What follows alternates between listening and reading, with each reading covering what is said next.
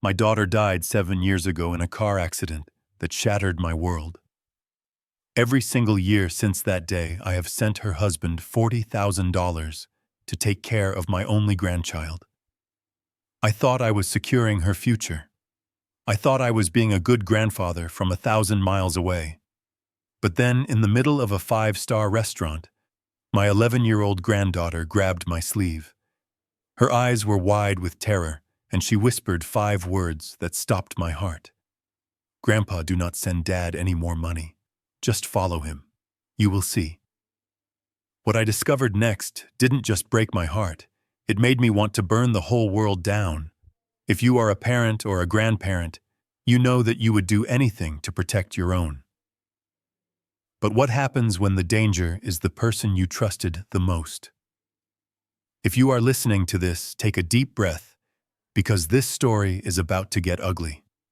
My name is Harrison Caldwell, but everyone calls me Harry. I am 74 years old, a retired general contractor from Austin, Texas. I spent 50 years building houses, pouring concrete, and smelling BS from a mile away. But for 7 years, I let my grief blind me. If you have ever been deceived by family, hit that like button and subscribe. Let me know in the comments where you are listening from, and if you think blood is always thicker than water. Because after what I saw, I am not so sure anymore. It was supposed to be a memorial dinner, the 7th anniversary of the day my daughter Emily left this earth. I had flown in from Texas to Seattle that morning. The rain was coming down in sheets, matching the gloom in my chest. Derek, my son-in-law, had picked the place. It was one of those restaurants where the menu has no prices, and the waiters whisper like they are telling you a secret. The lighting was dim, the tablecloths were thicker than my bedsheets back home, and the smell of truffle oil and old money hung heavy in the air. I sat there feeling uncomfortable in my suit. I am a man who prefers denim and work boots, but for Emily and for Mia, I would wear a clown suit if I had to. Across the table sat Derek. He looked like $1,000,000, literally. He was wearing a navy blue tailored suit that fit him perfectly, a crisp white shirt, and on his wrist sat a Rolex Submariner that I knew cost more than my first pickup truck. He was swirling a glass of Cabernet that the waiter had just poured from a bottle that cost $350. He looked at me with those shiny salesman eyes and sighed a long dramatic exhale that seemed rehearsed. "It is so good to see you, Harry," he said, his voice dripping with a sorrow that didn't quite reach his eyes. "It has been a tough year. Another tough year. Raising Mia alone without Emily. Well, it takes a village, but when you are doing it solo, it just takes everything you have." I nodded, trying to be sympathetic. I wanted to believe him. I really did. I wanted to believe that the check I wrote every January 1st for $40,000 was helping him bridge that gap. That is $280,000 over 7 years. Enough for a college fund. Enough for therapy. Enough for clothes, vacations, a safe car. Enough to keep my little girl's memory alive by giving her daughter the best life possible. Then I looked at Mia.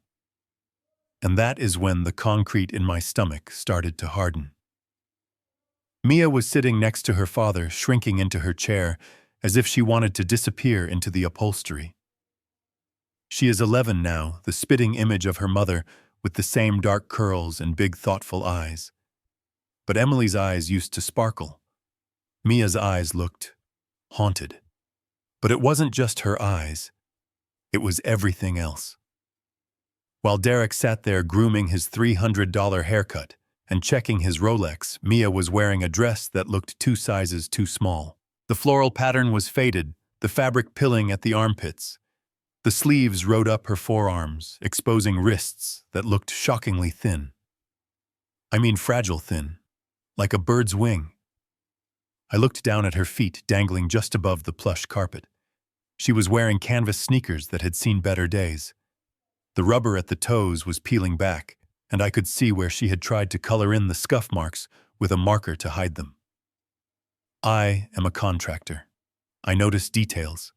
I notice when a foundation has a crack, I notice when the wood is rotting behind a fresh coat of paint. And sitting there looking at my granddaughter, I saw rot. Derek kept talking oblivious to my scrutiny. He was talking about the real estate market, about how hard it was to balance his work with being a full-time mom and dad. You know, Harry, he said, slicing into a 40-ounce Wagyu steak, the cost of living in Seattle is just out of control. Private school tuition for Mia just went up again. St. Jude's is the best school in the city, of course, and Emily would have wanted her there, but man, $25,000 a year is a heavy lift. Plus the tutoring and her grief counseling. It adds up. He took a bite of steak, chewing with his mouth slightly open. I watched him.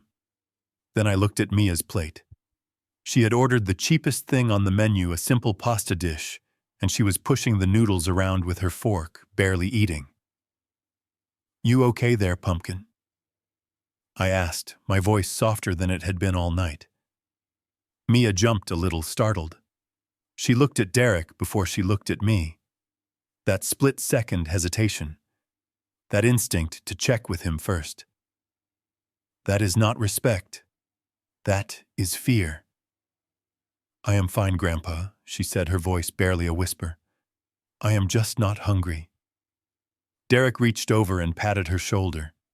His hand looked heavy on her small frame. She flinched. It was subtle, almost imperceptible, but I saw it. Her shoulder rose up to her ear, a defensive reflex. She is just tired, Harry, Derek said, answering for her. She has been studying late, trying to keep those grades up. St. Jude's is rigorous. We want to make you proud, don't we, sweetie? Mia nodded, staring at her pasta. Yes, Dad. Something was wrong. The math wasn't adding up in my head. I sent $40,000 a year. That is strictly for Mia. Derek works as a real estate agent. He makes his own money, or at least he says he does. So why is my granddaughter wearing shoes that belong in a donation bin while her father is drinking a bottle of wine that costs more than her entire wardrobe? I took a sip of my water, trying to cool the anger that was starting to simmer in my gut. I decided to test the waters. The school sounds great, Derek, I said, keeping my tone casual. Is the tuition really $25,000? Now I thought it was closer to 18 when she started. Derek didn't miss a beat. Inflation, Harry, and the building fees, and the technology fee. It is criminal, really. But what can I do? I can't pull her out now. She loves it there. All her friends are there. I looked at Mia. Do you like school, Mia? She didn't look up. It is okay. Just okay. For that kind of money, I hope they are teaching you how to fly the space shuttle. Derek laughed. A loud, booming laugh that caused a few heads at nearby tables to turn. He loved the attention. He loved being the loud, successful, grieving widower taking his father-in-law out to dinner. Oh, Harry, you are funny. No space shuttle, but the networking is incredible. The families there? Well, they are the elite. It is good for her future. The waiter returned to refill the wine glasses. Derek waved him over for a second bottle. I hadn't even finished my first glass. Actually, he said to the waiter, bring us the dessert menu too. And where is the restroom? Down the hall to your left, sir. Derek stood up, buttoning his suit jacket. Excuse me for a moment, gentlemen. And lady, he winked at Mia. Don't go anywhere. He strode away toward the back of the restaurant, walking with the confidence of a man who owns the place. I watched him go until he disappeared around the corner. The moment he was gone, the air at the table changed. It was like a vacuum seal had been broken. Mia let out a breath she seemed to have been holding for an hour. She put her fork down. I leaned in. Listen, Mia. I know something is going on. She looked up at me, and for the first time that night, I saw the child behind the mask. Her lower lip was trembling. Is he treating you okay? I asked. The question felt heavy like a sledgehammer. She looked toward the hallway where Derek had gone, checking to make sure he wasn't coming back yet. Then she did something that shattered me. She reached across the white tablecloth. Her hand, so small and pale, grabbed the cuff of my jacket. Her fingers dug into the fabric with surprising strength. Her fingernails were bitten down to the quick. "Grandpa," she whispered. The urgency in her voice made the hair on the back of my neck stand up. "What is it, honey? You can tell me." Her eyes darted around the restaurant, terrified that someone might overhear. Then she leaned in so close I could smell the faint scent of laundry detergent on her clothes, not the fresh, clean scent, but the musty smell of clothes that haven't been dried properly. "Don't give him the check," she said. Her voice was shaking. "Please, don't give him any more money." I froze. "Why, Mia? What is happening? Is it the school?" She shook her head violently. "No, just, please. He says you send it for the bills, but what? He doesn't pay them, Grandpa." The words hung in the air between us. "He doesn't pay them." "Then where does the money go?" I asked, my voice rising. She squeezed my arm harder, signaling me to be quiet. "Shh. He is coming back soon. Just don't ask him. If you ask him, he will get mad. He will know I told you. Get mad. Does he hurt you?" "Mia." She didn't answer that directly. Instead, she looked me dead in the eye with a wisdom that no 11-year-old child should possess. "Just follow him, Grandpa. Tomorrow. Don't go to the airport. Just follow him. You will see." I saw movement out of the corner of my eye. Derek was coming back. He was beaming, checking his reflection in a mirror on the wall as he passed it. Mia let go of my arm instantly and snatched up her fork, shoving a cold noodle into her mouth. She stared at her plate, her posture collapsing back into that fearful slump. I sat back, my heart hammering against my ribs like a jackhammer. My blood was boiling hot and fast. I looked at my granddaughter, terrified and thin in her old dress. Then I looked at the man approaching the table, the man who had been living off my hard-earned money, the man who had sworn on my daughter's grave to protect this child. Back in action, Derek announced, sliding into his chair. "Did you miss me?" He picked up the wine list again. "You know, Harry, I was thinking we should order the chocolate soufflé. Mia loves chocolate, don't you, sweetie?" Mia nodded silently, not looking up. I looked at Derek. I looked at his smiling, lying face. I wanted to reach across the table and strangle him right there in the middle of the dining room. I wanted to smash that $300 bottle of wine over his head. But I didn't. I am a builder. I know that if you want to demolish a house, you don't just start swinging a hammer wildly. You find the load-bearing walls. You find the weak points. You plant the dynamite carefully. I forced a smile onto my face. It felt tight, like a mask that didn't fit. "Sounds great, Derek," I said. "Let's get the soufflé." Inside, I was making a promise to my dead daughter. I wasn't going to the airport tomorrow. I was going to hunt. And God help him when I found out the truth. If you think you know what anger is, you have no idea. Because nothing, and I mean nothing, compares to the rage of a grandfather who realizes his grandchild is being preyed upon. What I found the next morning would make that dinner look like a picnic. I thought it was just about money. I thought maybe he was gambling, or maybe he made some bad investments. But as I watched Derek pour more wine and laugh at his own jokes, I had no clue that I was sitting across from a monster. And the monster didn't live under the bed. He lived in my daughter's house. Tomorrow, the hunt begins. Here is the continuation of the story, written specifically for voiceover narration in English, maintaining the persona of Harry. The Seattle rain had turned from a drizzle into a steady cold downpour as we stepped out of the restaurant. The valet was taking his sweet time bringing Derek's car around, and we stood under the awning, the silence between us heavy with things unsaid. Mia was shivering, her thin arms wrapped around herself, looking at the wet pavement like it was the most interesting thing in the world. I took off my suit jacket and draped it over her shoulders. She flinched again before pulling it tight, drowning in the fabric, that smelled like my old cedar closet back in Texas. I looked at Derek. He was checking his reflection in the restaurant window, adjusting his tie. He didn't seem to notice his daughter was freezing. I decided it was time to test the waters to see just how deep the rot went. "Derek," I said, keeping my voice low and level, "I noticed something tonight. Mia looks thin. Too thin. And when she smiled earlier, I saw her teeth. We talked about braces 2 years ago. I sent an extra $5,000 specifically for that orthodontist you recommended. What happened to that?" Derek didn't even blink.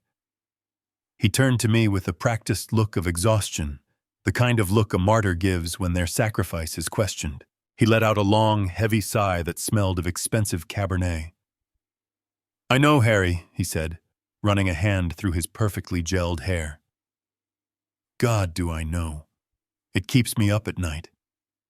But you have to understand the situation up here. Inflation has hit us hard. The cost of living in this city has skyrocketed."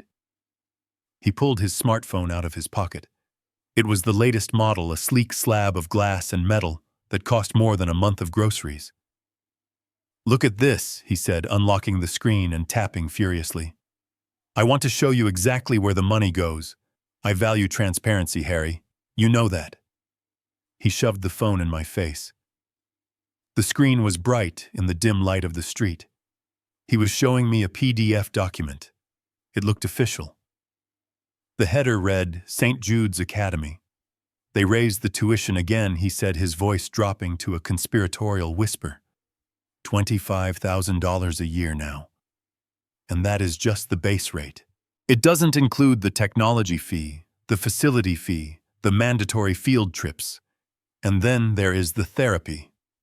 He swiped to the next image. It was an invoice from a Dr. Evans, a child psychologist.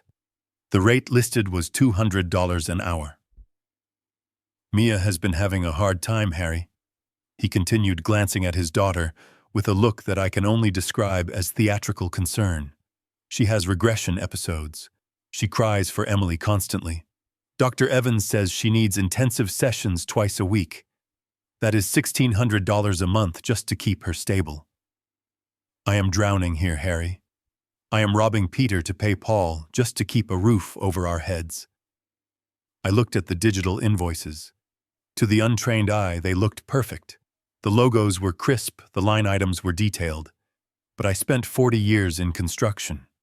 I have dealt with every kind of subcontractor, supplier, and city inspector under the sun. I know what a padded bill looks like.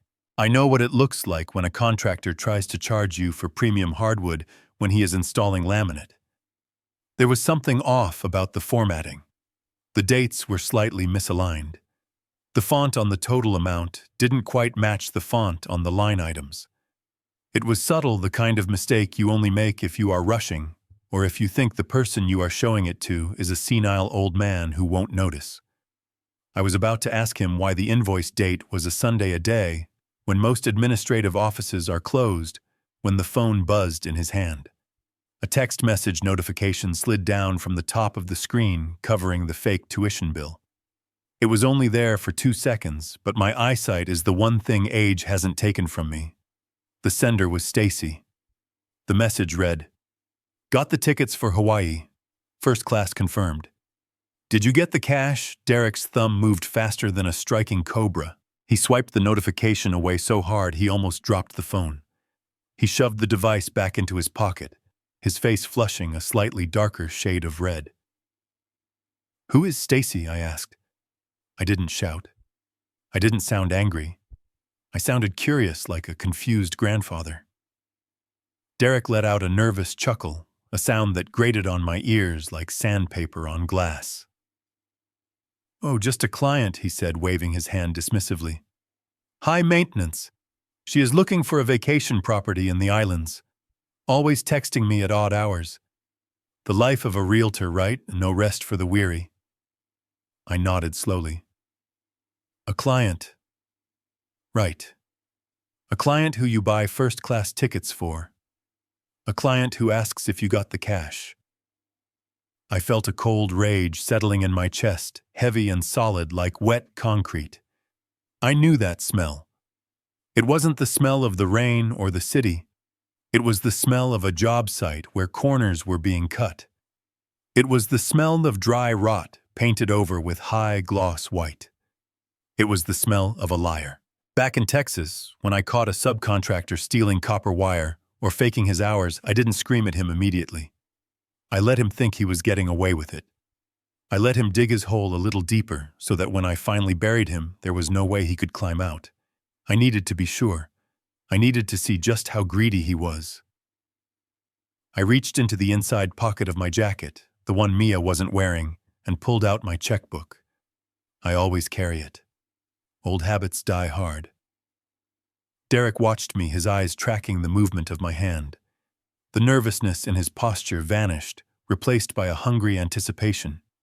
It was subtle like a shark sensing blood in the water, but I saw it. "You know, Derek," I said, clicking my pen, "you are doing a great job. I know it is hard. I don't want Mia to suffer. I don't want her to miss out on therapy or have to leave that school because of money." I opened the checkbook and pressed the tip of the pen against the paper. The valet pulled up in Derek's BMW, the headlights cutting through the rain, but Derek didn't move toward the car. He stayed right next to me, glued to the sight of the pen moving across the paper. I wrote the date. I wrote his name. Derek Sullivan. Then I moved to the amount line. "I am going to give you a little extra this time," I said, "for the orthodontist, and maybe for a little vacation for you and Mia. God knows you deserve a break." I wrote the number 1 followed by 4 zeros. $10,000. I ripped the check out of the book. The sound was sharp, cutting through the noise of the rain. I held it out to him. Derek's hand shot out. He took the check, his fingers brushing against mine. His skin was clammy. He looked at the number, and for a split second he couldn't hide the smirk. It wasn't a smile of gratitude. It was a smile of victory.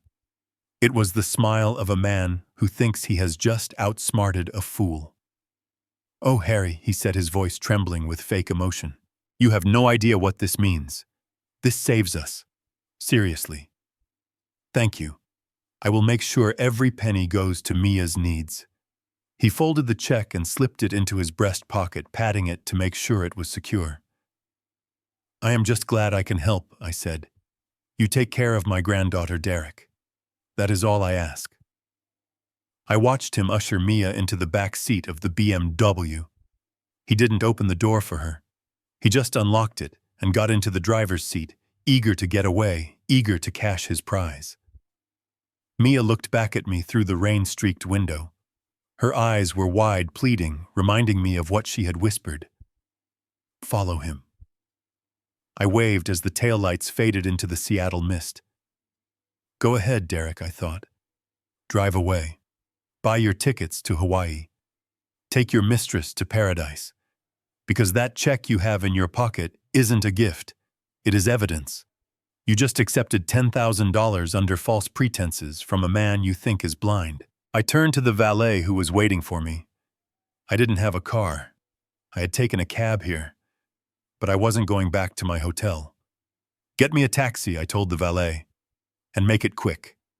As I stood there waiting, I could still feel the phantom sensation of the check leaving my hand. $10,000 was a lot of money to lose, but it was a small price to pay for a ticket to prison. And I was going to make sure Derek Sullivan had a front row seat. The hunt was officially on. I sent the text message from the parking lot of a budget car rental place 3 miles from the airport. "Boarding now. Love you. Talk when I land." It was the first time I had ever lied to my son-in-law, and honestly, it tasted like ash in my mouth. But I knew that for a lie to work, the liar has to believe it is necessary. And this was necessary. I needed Derek to think I was 30,000 feet in the air, flying back to Texas, back to being the clueless old man who wrote checks and asked no questions. I needed him to lower his guard. I didn't rent a car from the big companies at the terminal. I went to a place called Rent a Wreck, tucked behind a gas station. I asked for the most invisible car they had. The guy behind the counter, a kid with grease under his fingernails, gave me the keys to a 10-year-old Toyota Camry. It was beige. Not gold, not tan, but that dull, soulless beige that blends into the pavement, like urban camouflage. The passenger seat had a cigarette burn, and the engine rattled when it idled, but it was perfect. It was a ghost car. Nobody looks twice at a beige Camry driven by an old man in a baseball cap. I drove back toward the city, my heart pounding a slow, heavy rhythm against my ribs. I felt ridiculous at first, like I was playing a character in a bad spy movie. But then I remembered Mia's face. I remembered her thin wrists and the way she flinched when her father moved too fast. That memory hardened my resolve like curing concrete. I wasn't playing a game. I was protecting my blood. I parked 2 blocks down from Derek's house. It was a nice neighborhood, the kind with manicured lawns and HOA rules about where you can put your trash cans. I had helped pay the down payment on that house. I remembered the day Emily signed the papers. She was so happy. She said it was a place for Mia to grow up safe. Now looking at it through the rain-streaked windshield of a beat-up Toyota, it didn't look like a home. It looked like a fortress of secrets. I waited. 7:30 became 8. 8 became 8:30. The neighborhood woke up around me. I watched neighbors walking their dogs. I watched school buses pick up kids. I shrank down in my seat every time a car passed, pulling the brim of my cap lower. My back started to ache. I am 74 years old, and my joints don't appreciate being cramped in a compact car for hours. But I didn't move. I sipped lukewarm coffee from a styrofoam cup and kept my eyes on that driveway. At 9 o'clock sharp, the garage door opened. My breath caught in my throat. This was it. Derek's black BMW SUV backed out slowly. It was gleaming, the rain beating off the waxed paint. He wasn't dressed for work. Through the telephoto lens of the camera I had bought that morning, I could see him clearly. He was wearing designer sunglasses and a casual polo shirt. He didn't look like a grieving widower struggling to pay tuition. He looked like a man without a care in the world. He didn't turn left toward the business district where his real estate office was. He turned right, heading toward the highway. I gave him a 3-car lead before I pulled out. Following someone isn't like in the movies. You don't speed. You don't weave through traffic. You stay back. You let other cars get between you. You become part of the flow. I kept his taillights in view, my hands gripping the steering wheel so hard, my knuckles turned white. He drove for 20 minutes, heading north to Bellevue. He pulled into a high-end apartment complex, the kind with a doorman and a fountain out front. I parked across the street, killing the engine. He didn't go inside. He waited at the curb. 2 minutes later, the glass doors of the lobby opened. A woman walked out. I raised my camera, zooming in until her face filled the frame. It wasn't just a woman. It was a statement. She was blonde, beautiful, and looked expensive. Her hair was perfectly styled, her coat was cashmere, and she walked with the confidence of someone who knows she is being watched. This must be Stacy, the client, the one who needed cash for Hawaii. But she wasn't alone. 2 boys ran out ahead of her. Twins, maybe 7 or 8 years old. They were bundles of energy, laughing and shoving each other. They were dressed in matching tracksuits and brand new sneakers that looked like they had never touched mud. My stomach dropped. I felt a physical sickness rise in my throat. Derek got out of the car. He didn't shake Stacy's hand like a realtor greeting a client. He kissed her. It wasn't a quick peck on the cheek. It was a long, familiar kiss, the kind you give someone you have woken up next to 1,000 times. Then the boys reached him. "Hey, Dad," one of them yelled. I heard it. Even from across the street, through the rain, through the glass of my car window, I heard it. Dad. The word hit me harder than a physical blow.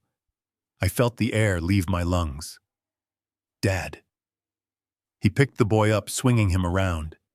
He was laughing.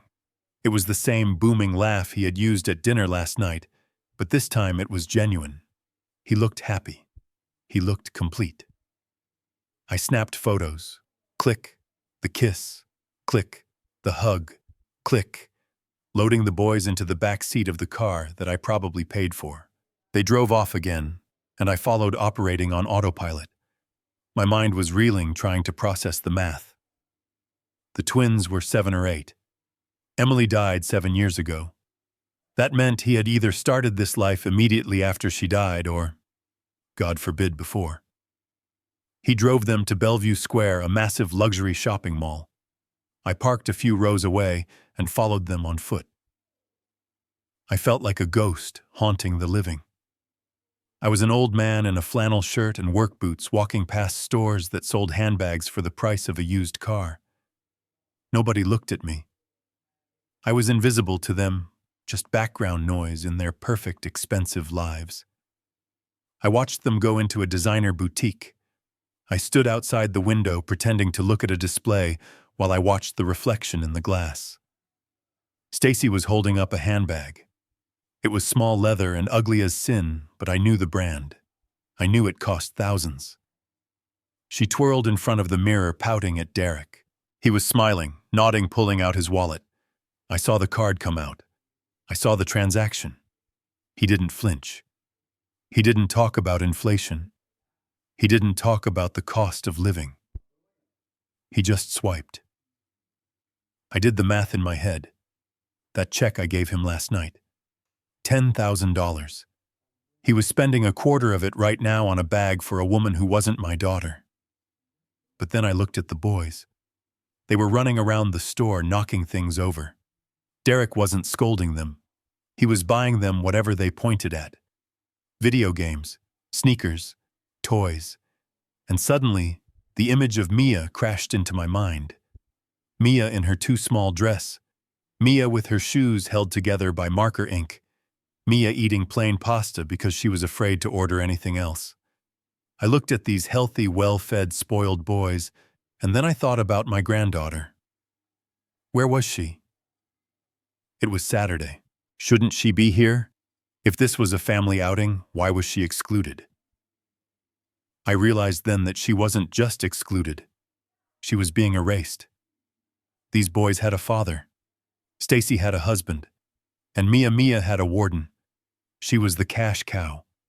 She was the excuse he used to milk $40,000 a year out of a grieving grandfather, while she rotted in neglected silence. I took one last photo of them leaving the store, loaded down with shopping bags. My hands were shaking so bad I almost dropped the camera. I had seen enough. I didn't need to follow them anymore. I knew where the money was going. I knew who Derek Sullivan really was. But the question that terrified me most wasn't about money anymore. It was about Mia. If he was here playing happy family with his secret wife and secret sons, where was my granddaughter? Was she alone in that big cold house? Was she locked in her room? I turned around and walked back to my beige Camry. I walked fast. The anger was gone, replaced by a cold, sharp panic. I needed to get back to the house. I needed to see what was happening when the master was away. I needed to find Mia. And if I found even a single bruise on her, Derek Sullivan wasn't going to jail. He was going to the morgue. I started the engine. The car rattled, but this time it sounded like a growl. "I am coming for you, Mia," I whispered to the empty car. "Grandpa is coming."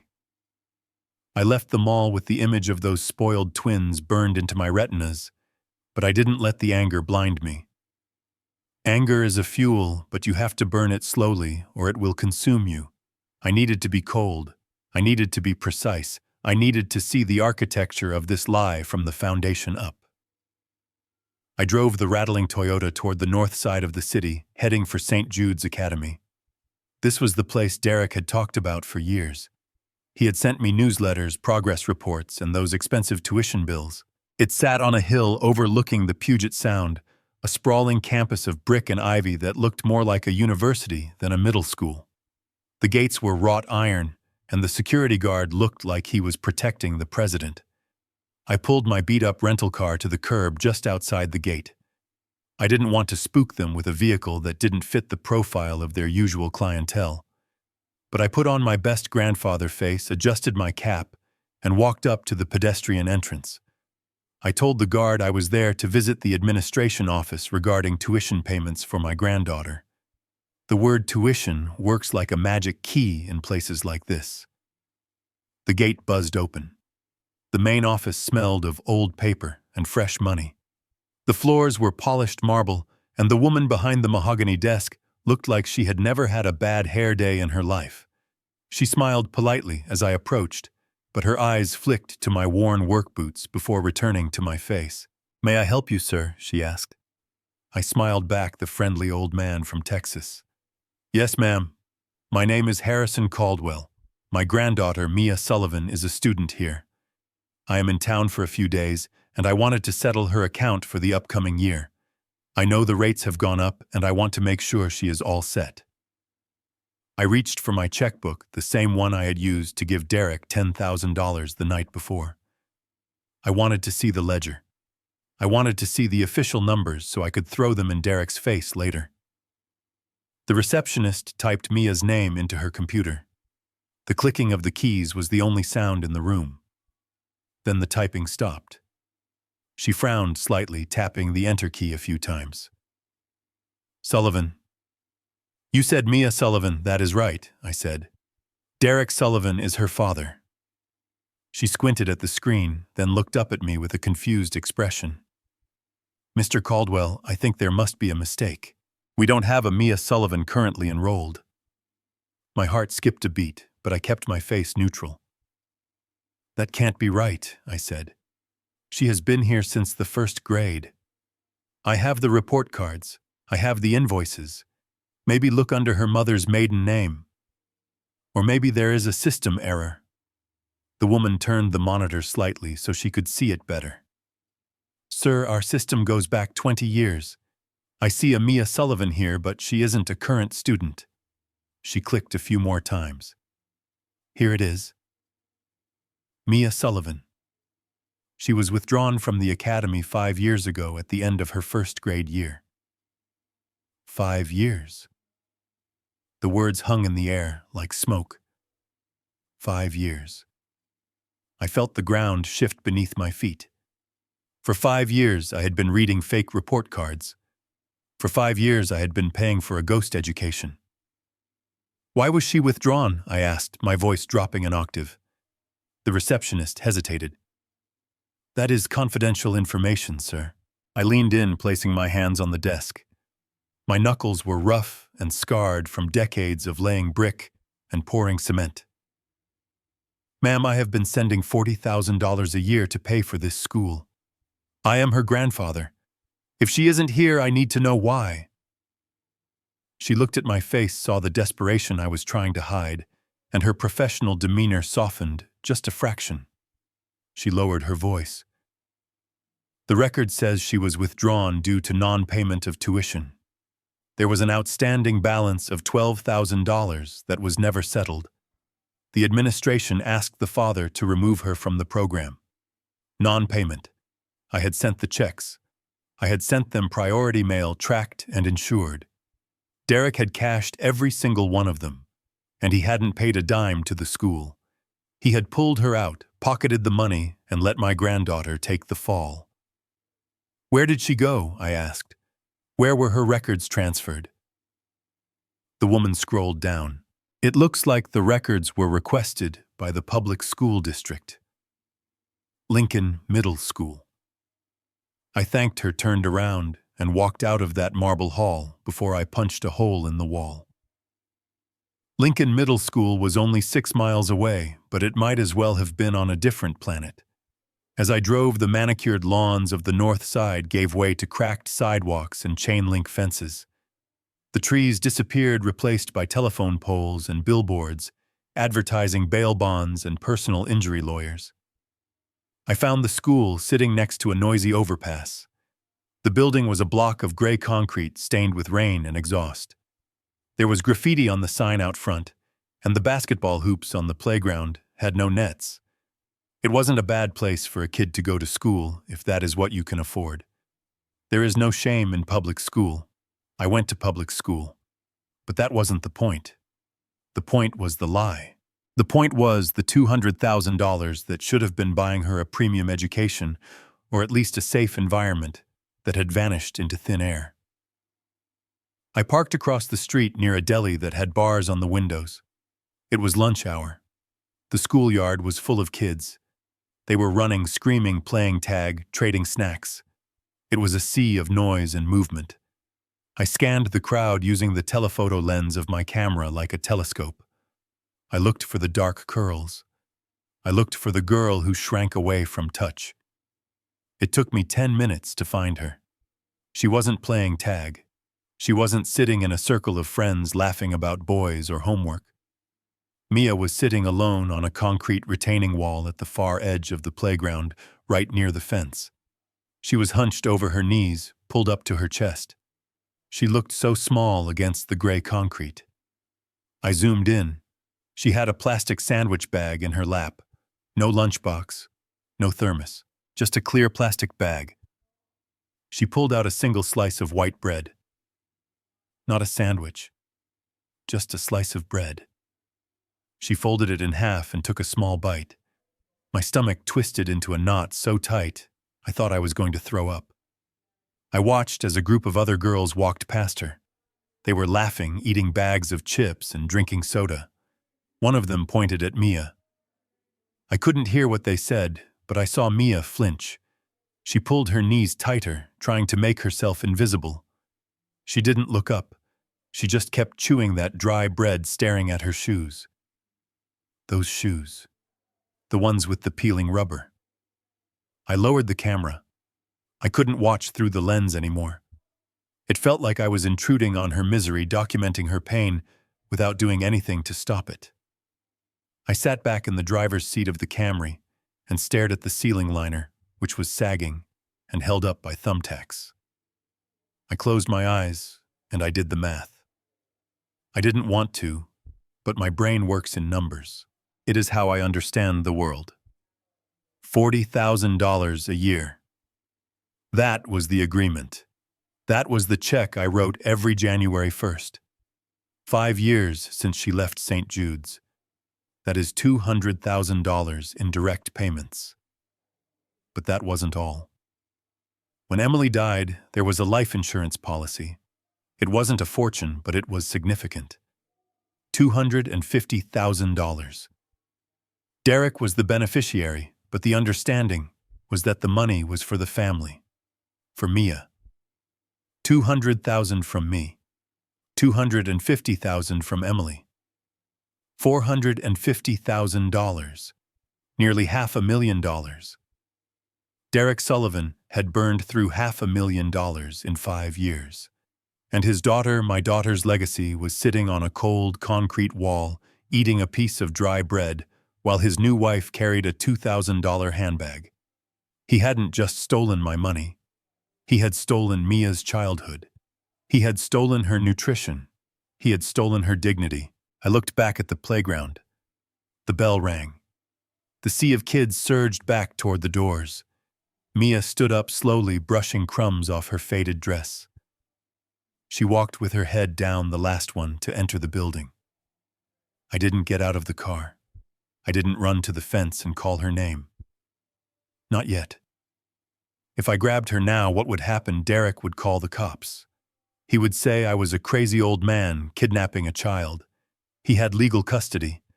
I had nothing but photos and a checkbook. I needed more than anger.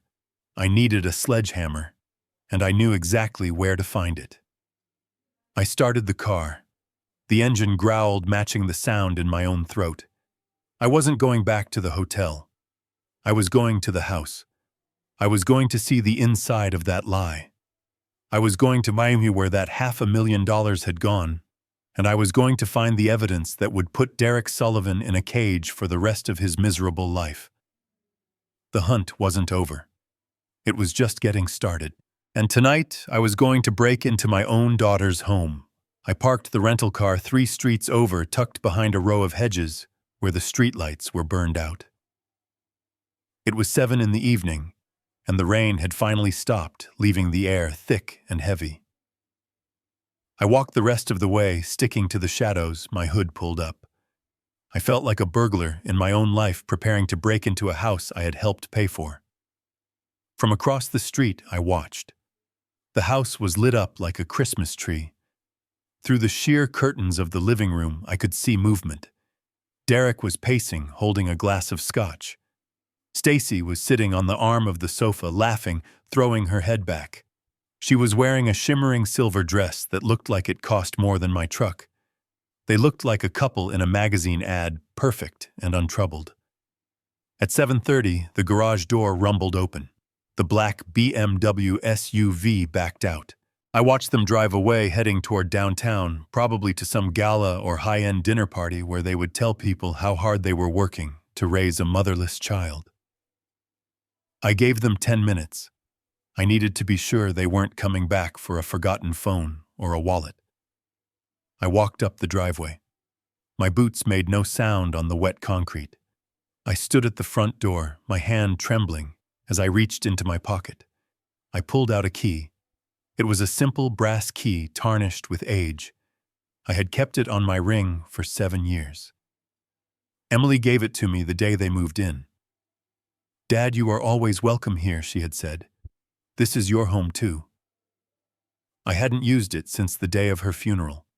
I slid the key into the lock. For a second I was terrified it wouldn't turn. I was terrified that Derek had changed the locks, that he had erased this last physical connection I had to the house. But the tumbler clicked. Smooth. Silent. I turned the handle and pushed the door open. The smell hit me first. It wasn't the smell of home. It wasn't the smell of Emily's baking or the lavender detergent she used to use. It smelled like a hotel lobby. It smelled of chemical air freshener and expensive candles, a cold, sterile scent designed to mask everything underneath. I stepped inside and closed the door softly behind me. The house was unrecognizable. When Emily was alive, the hallway was a gallery of memories. There were photos everywhere. Emily and Derek at their wedding. Mia taking her first steps. Me holding Mia at the hospital. Now the walls were bare. Or rather, they were covered in art that meant nothing. Abstract paintings in black and white, cold, geometric shapes that looked good but felt empty. I walked into the living room. The cozy beige sofa Emily loved was gone, replaced by white leather furniture that looked like you weren't allowed to sit on it. The fireplace mantel, where we used to line up Christmas cards, was empty except for a large silver sculpture of a horse. There was not a single photo of Emily. Not one. It was as if she had never existed. It was as if Derek had scrubbed her from the history of this house to make room for his new life. I felt a surge of nausea. This wasn't just redecorating. This was an erasure. I moved to the stairs. The carpet was plush and deep, muffling my footsteps. I went up to the second floor. I knew exactly where Mia's room was. It was the second door on the left. We had painted it a soft yellow together before she was born. I had installed the crown molding myself. I reached for the knob, my heart hammering against my ribs. I expected to find a messy girl's room. Posters on the wall, homework on the desk, maybe a few stuffed animals. I opened the door. I froze. The yellow walls were gone, painted a stark industrial gray. There was no bed. There was no desk. In the center of the room sat a Peloton bike. Along the wall was a rack of dumbbells and a weight bench. Mirrors covered one entire wall, reflecting my own shocked face back at me. This wasn't Mia's room anymore. It was Derek's home gym. He had taken his daughter's sanctuary, the room her mother had prepared for her, and turned it into a shrine to his own vanity. Panic started to set in, cold and sharp. If this wasn't her room, where was she?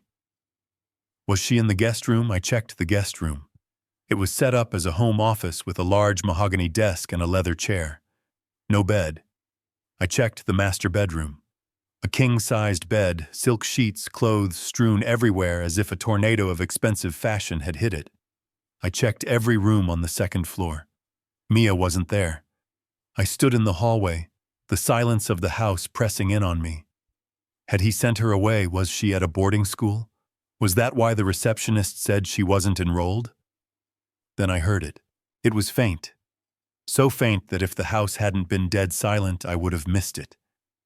A cough. It was dry, hacking the sound of lungs that have been breathing bad air for too long. It didn't come from the bedrooms. It came from below.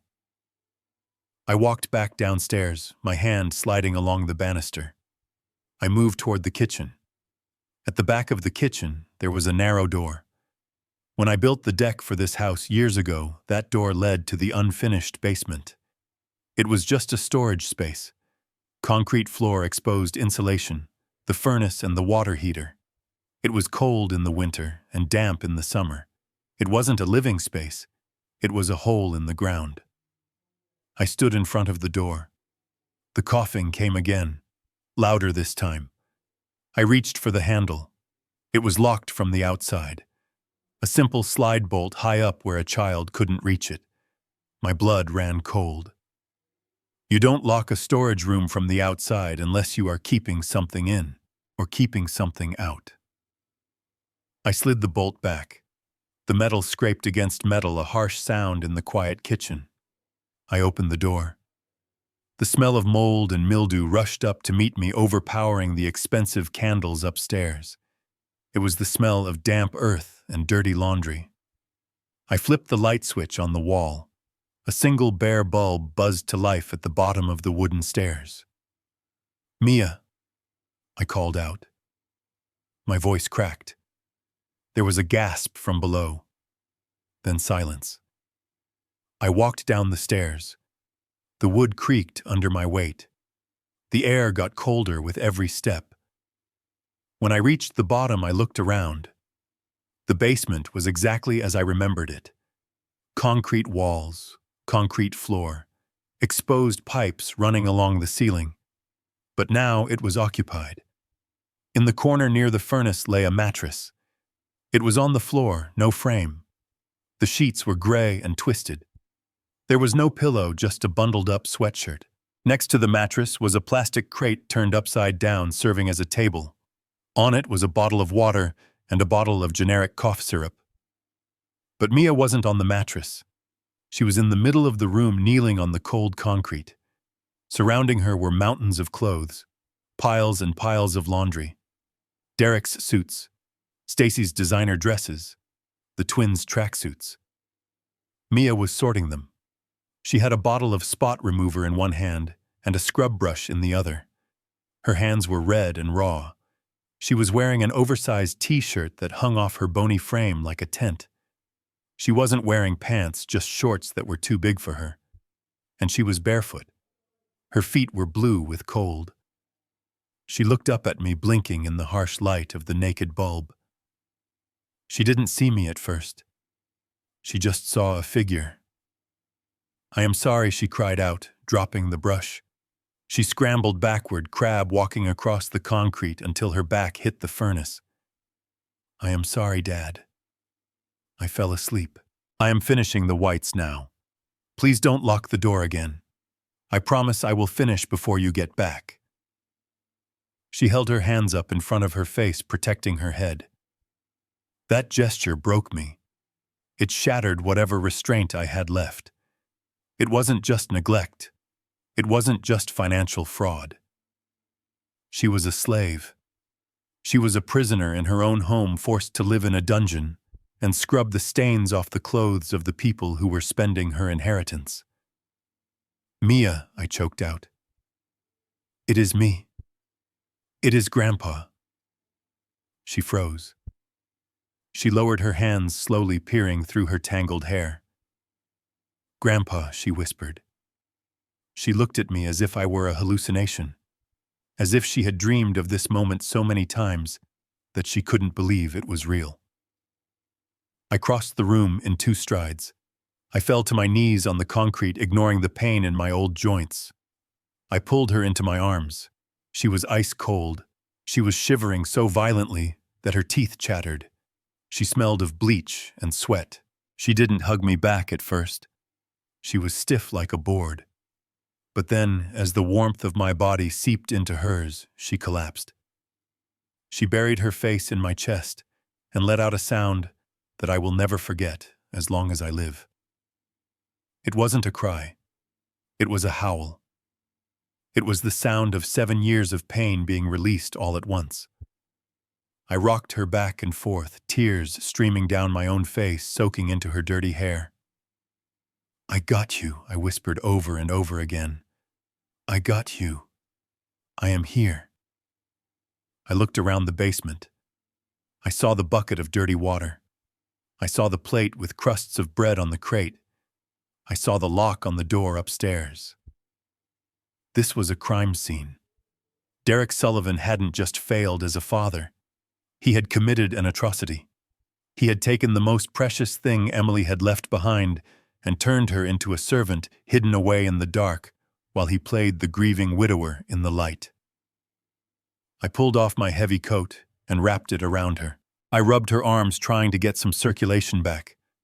"Grandpa," she sobbed, clinging to my shirt. "You have to go. They will be back. If they find you here." "Let them come back," I said, my voice low and dangerous.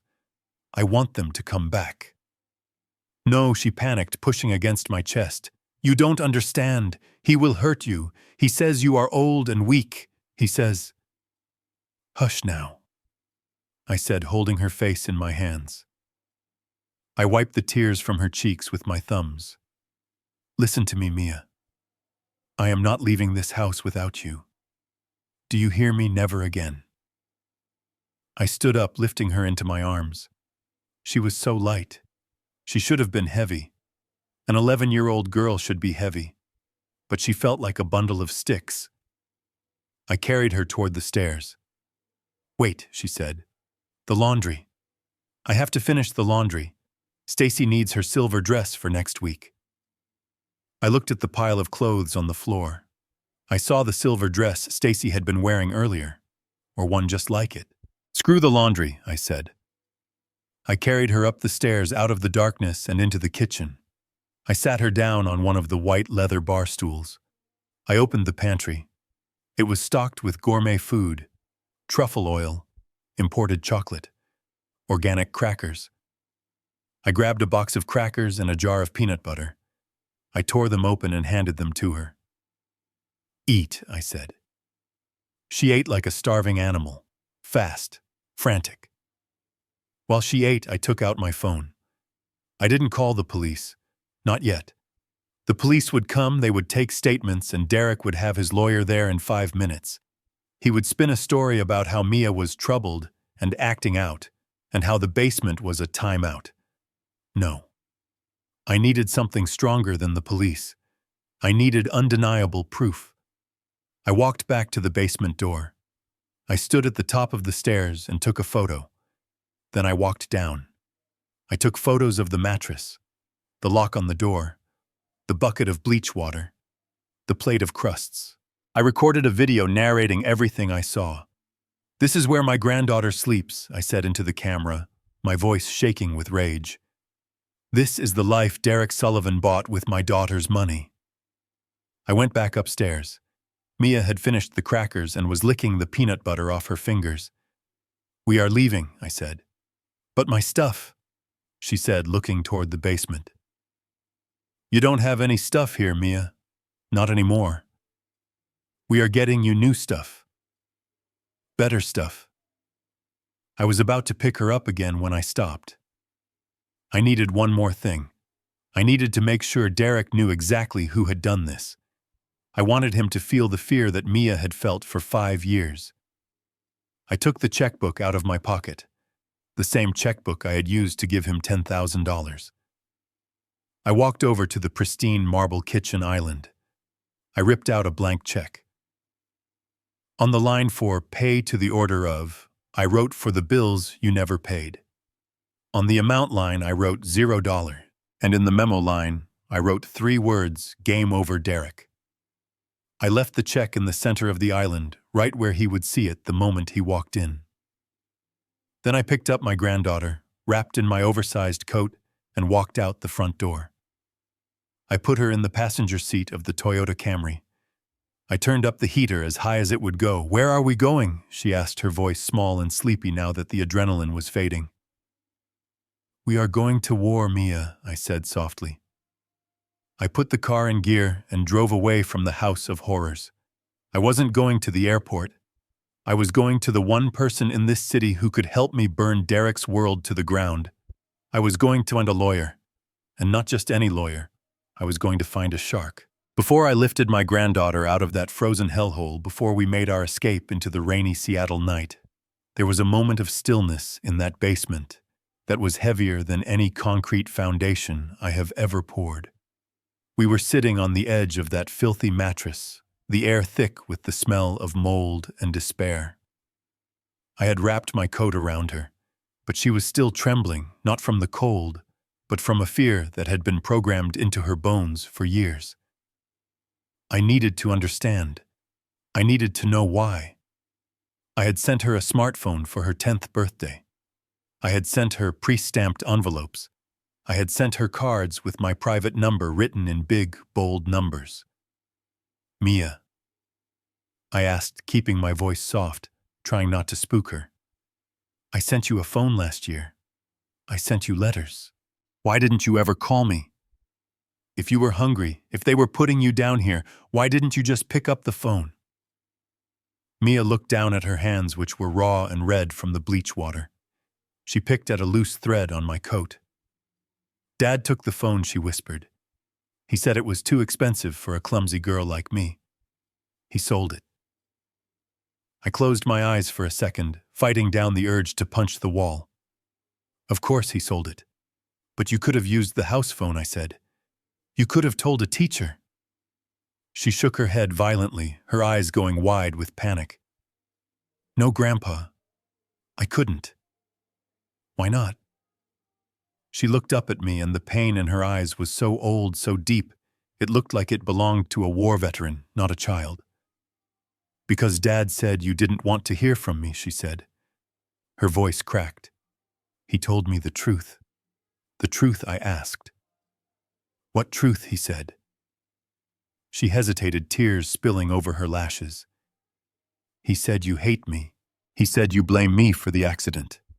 He said that every time you look at me, you see the reason Mommy is dead." I felt like I had been shot in the chest. The air left my lungs.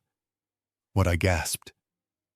"He said the money you send isn't for me," she continued, the words tumbling out now like a dam breaking. "He said it is guilt money. He said you pay him to keep me away from you. He said if I ever tried to call you, or if I ever complained, you would stop sending the money and you would put me in a state home. He said the orphanages are full of bad kids who would beat me up. He said nobody wants a girl who killed her own mother." I grabbed her shoulders. I didn't mean to be rough, but I needed her to hear me. "Mia, look at me. Look at me right now. That is a lie. That is a sick, evil lie. I loved your mother more than life itself, and I love you just as much. You didn't kill her. It was an accident. A drunk driver hit her car. You were 4 years old. You were in a car seat. How could that possibly be your fault?" Mia sniffled, wiping her nose on her sleeve. "Dad says I was crying. He says I distracted her. He says if I had been a good girl and stayed quiet, she would have seen the other car." I pulled her into my chest, holding her tight, so she wouldn't see the murderous look on my face. Derek hadn't just neglected her. He had systematically destroyed her soul. He had taken a tragedy and weaponized it to control a child, to make her feel like she deserved this abuse. He made her believe she was serving a sentence for a crime she didn't commit. Gaslighting isn't strong enough of a word. This was psychological torture. It didn't stop there. Once the dam broke, the horror stories kept coming. "Stacy doesn't like me to be upstairs when her friends come over." Mia mumbled into my shirt. "She says I look like a stray dog. She says I ruin the aesthetic." "The aesthetic?" I remembered the cold white furniture upstairs, the empty walls. "So you stay down here?" I asked. "Mostly, unless they have a dinner party. Then I have to help in the kitchen. I peel the potatoes and wash the dishes. But I have to be quiet. If I drop a fork, Stacy locks me in the pantry." "And what about food?" I asked, glancing at the plate of crusts. "Do you eat with them?" Mia shook her head. "Number Stacy says food is expensive. She says the organic stuff is for the twins, because they are growing boys. I get what is left over, usually rice, sometimes bread. If I am good, I get peanut butter."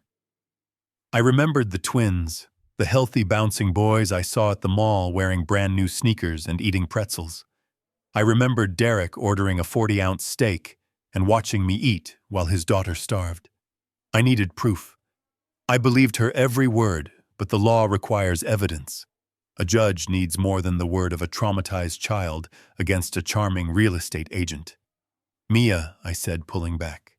"Did you write any of this down? You used to love writing stories when you were little." She hesitated, glancing at the stairs as if she expected Derek to burst through the door any second. Then she reached under the stained, lumpy pillow on the mattress. She pulled out a composition notebook. The cover was tattered, the corners bent. It was a standard black and white notebook, the kind you buy for $1 at the grocery store. "I hide it," she whispered. "If Stacy finds it, she will burn it. She burned my drawing book last year." I took the notebook from her hands. My hands were trembling.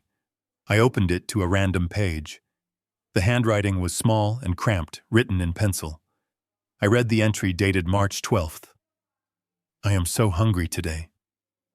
The twins had pizza for dinner. I could smell the pepperoni through the vent. I asked Dad if I could have a crust. He laughed and said pizza is for winners. Stacy told me to drink water if my stomach hurts. I drank 3 bottles of water, but it still hurts. I miss Mom. I wish I had died in the car too. I had to stop reading. I physically couldn't breathe. I felt a tear slide down my cheek, hot and angry. I turned to another page, July 4th. Everyone went to watch the fireworks at the lake. I wanted to go. I put on my shoes. Stacy said I didn't have any nice clothes and I would embarrass them. Dad told me to stay in the basement and make sure the dog didn't get scared by the noise. I sat in the dark and listened to the booms. I pretended they were bombs blowing up the house. This notebook was a death warrant. It was a documented history of abuse written in the innocent hand of the victim. It cataloged every missed meal, every slap, every cruel word. I pulled out my phone.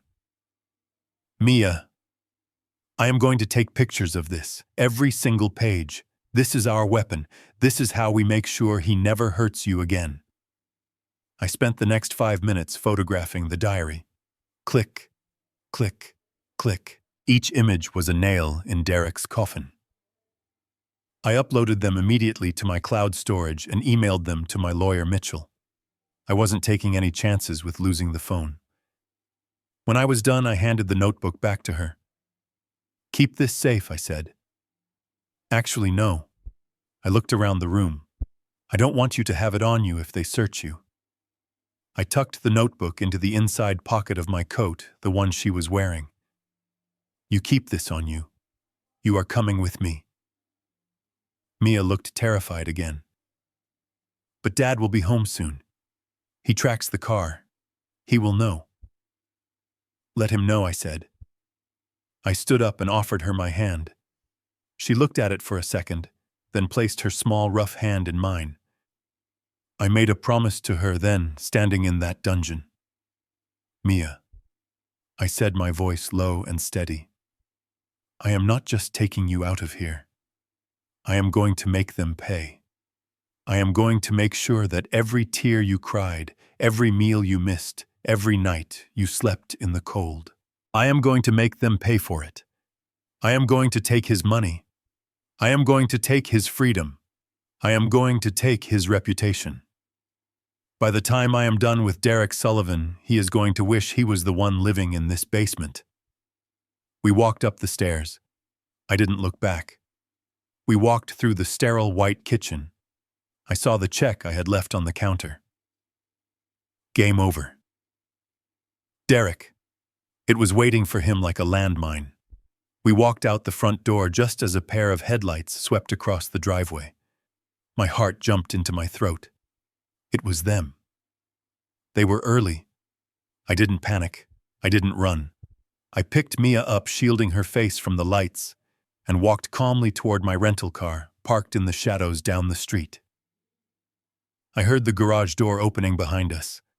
I heard the engine of the BMW cut off. I heard Stacy's shrill voice complaining about the mud on her shoes. They had no idea that their lives had just ended. They had no idea that the ghost in their basement had just walked out the front door and she was bringing a hurricane with her. I buckled Mia into the passenger seat of the Camry. "Get down," I whispered. She ducked below the dashboard. I started the engine and drove slowly past the house. I saw Derek walking through the front door, loosening his tie. He looked relaxed. He looked arrogant. "Enjoy it, Derek," I whispered to the glass. "Enjoy your last night of freedom." I accelerated into the darkness, leaving the house, the abuse, and the lies in the rearview mirror. But the war wasn't over. The rescue was just the first battle. Now it was time for the slaughter. I needed to get to a safe house, and I needed to sharpen my knives. The law was on my side, but I wasn't just looking for justice. I was looking for vengeance. We checked into a suite at a nondescript hotel near the airport, one that catered to business travelers and offered anonymity. I put Mia to bed in the inner room. She fell asleep almost instantly, clutching my coat like a security blanket. I sat in the darkened living area watching the rain streak the window and made the only phone call that mattered. Mitchell picked up on the second ring. It was 2 a.m. in Texas, but Mitchell has been my lawyer and my friend for 40 years. He knows that if I am calling at that hour, someone is either dead or about to be. "I need you in Seattle," I said. "First flight out. Bring your laptop and your best forensic accountant." Mitchell didn't ask why. He didn't ask if I was okay. He just asked which airport. That is the kind of loyalty you can't buy, the kind built over decades of navigating zoning laws, contract disputes, and the occasional bar fight, back in our wilder days. By noon the next day, Mitchell was sitting across from me at the small hotel table, which was now covered in papers. He looked like an old hawk, gray-haired and sharp-eyed, wearing a suit that cost more than the car I was driving. Next to him was a local private investigator he had hired en route, a guy named Reynolds, who looked like a retired cop and smelled of stale coffee and cigarettes. We turned that hotel room into a war room. I laid it all out. The photos of the basement, the diary entries, the fake tuition bills, the check I had given Derek. Mitchell went through the photos slowly. His face, usually a mask of legal indifference, tightened with every swipe of the screen. When he got to the picture of Mia sleeping on the mattress near the furnace, he took off his glasses and rubbed the bridge of his nose. "Harry," he said, his voice low and dangerous, "this isn't just a custody battle. This is a felony. Several felonies." "I know," I said, "but I want to hit him where it hurts most. I want to hit him in the wallet before I put him in the cell. I want to know where the money went." Reynolds, the investigator, opened his laptop. He had been digging into public records and credit reports since he arrived. "Well," Reynolds said, his voice gravelly, "I can tell you exactly where the money went. And it is worse than you think." He turned the laptop toward me. On the screen was a property title report for Emily's house. I stared at it, trying to make sense of the numbers. When Emily and Derek bought that house, I put down $150,000. It was a gift. They had a small mortgage, maybe $200,000. With the payments they were making, or claiming to make, that house should have been nearly paid off by now. It should have been an asset for Mia's future. Instead, the screen showed a nightmare of debt. "He refinanced," I said, reading the lines. 3 times, Reynolds corrected. "He did a cash-out refinance 3 years ago, then again 2 years ago, and a third time just 6 months ago. He stripped every cent of equity out of that property." I looked at the total lien amount. The house was underwater. He owed more than it was worth. He treated the house like an ATM, Mitchell said, analyzing the documents. He pulled out over $300,000 in cash equity. And that is on top of the $200,000 I sent him, I added. And the life insurance. Reynolds tapped a few more keys. And here is where it went. I pulled his credit card statements. It is a textbook midlife crisis funded by stolen money. Leases on 2 luxury cars. 5-star vacations to Cabo and Aspen. Designer clothes, jewelry, and a significant amount transferred to a shell company registered to a Stacy Miller. Stacy, I spat the name out. She is listed as an interior design consultant, Reynolds said with a dry chuckle. But the company has no other clients. He is basically paying her a salary to be his girlfriend. I felt the vein in my temple throbbing. He had taken the roof over my granddaughter's head and mortgaged it to pay for his mistress. If he stopped paying the mortgage tomorrow, the bank would take the house. Mia would have been homeless anyway. But Reynolds wasn't done. There is one more thing, he said, and this is the kicker. I pulled his tax transcripts. He pulled up a PDF of a 1040 form. Look at the dependents section. I leaned in. There listed clearly was Maya Sullivan. He claimed her, I said. He claimed her as a dependent, Reynolds explained, which gave him a nice tax credit. He also filed as head of household to get a bigger standard deduction. But here is the fraud. To claim a dependent, you have to provide more than 50% of their financial support. I looked at the bedroom door where Mia was sleeping.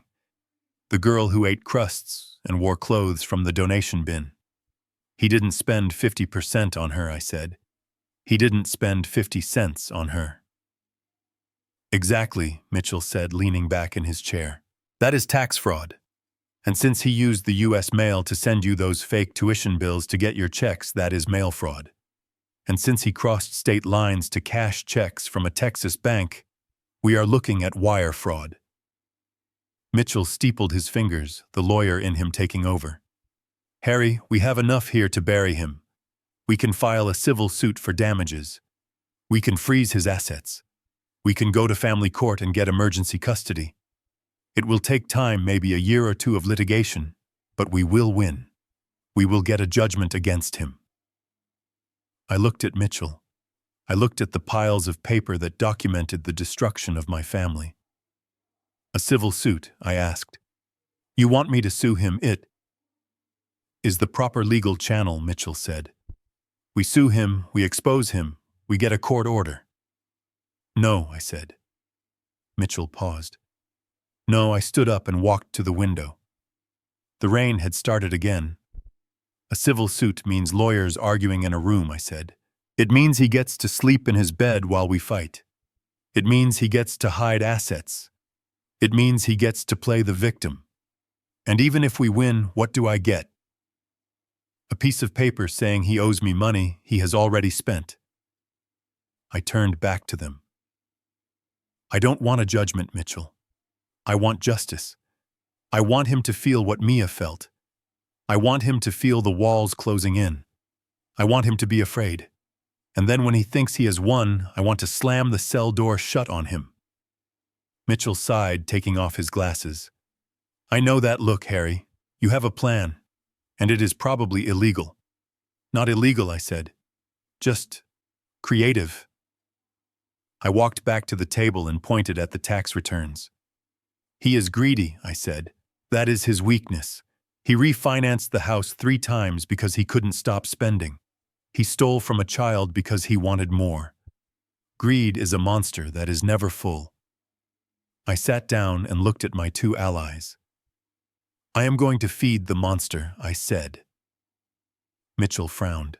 What are you talking about? I am going to offer him more, I said. I am going to offer him the biggest payday of his life. I am going to dangle a carrot so big that he won't look down to see the trap. I leaned forward, lowering my voice. I am dying, Mitchell. Mitchell looked at me alarmed. What? No, I said. I am not actually dying. But Derek needs to think I am. I am going to tell him I have stage 4 cancer. Lung cancer. Maybe a month to live. Reynolds raised an eyebrow. Why? Because a dying man needs to settle his affairs, I said. A dying grandfather with a lot of money and no other heirs needs to set up a trust fund for his beloved granddaughter. A trust fund that needs a trustee. Mitchell's eyes widened. He saw where I was going. You are going to offer him control of the trust, Mitchell said. I nodded. $2 million. I am going to tell him I am setting up a $2 million trust for Mia, and I want him to manage it until she is 18. He will never be able to resist that, Reynolds said. $2 million. He will be salivating. Exactly, I said. He will do anything to get his hands on that money. He will sign anything. And that is how we catch him. I looked at Mitchell.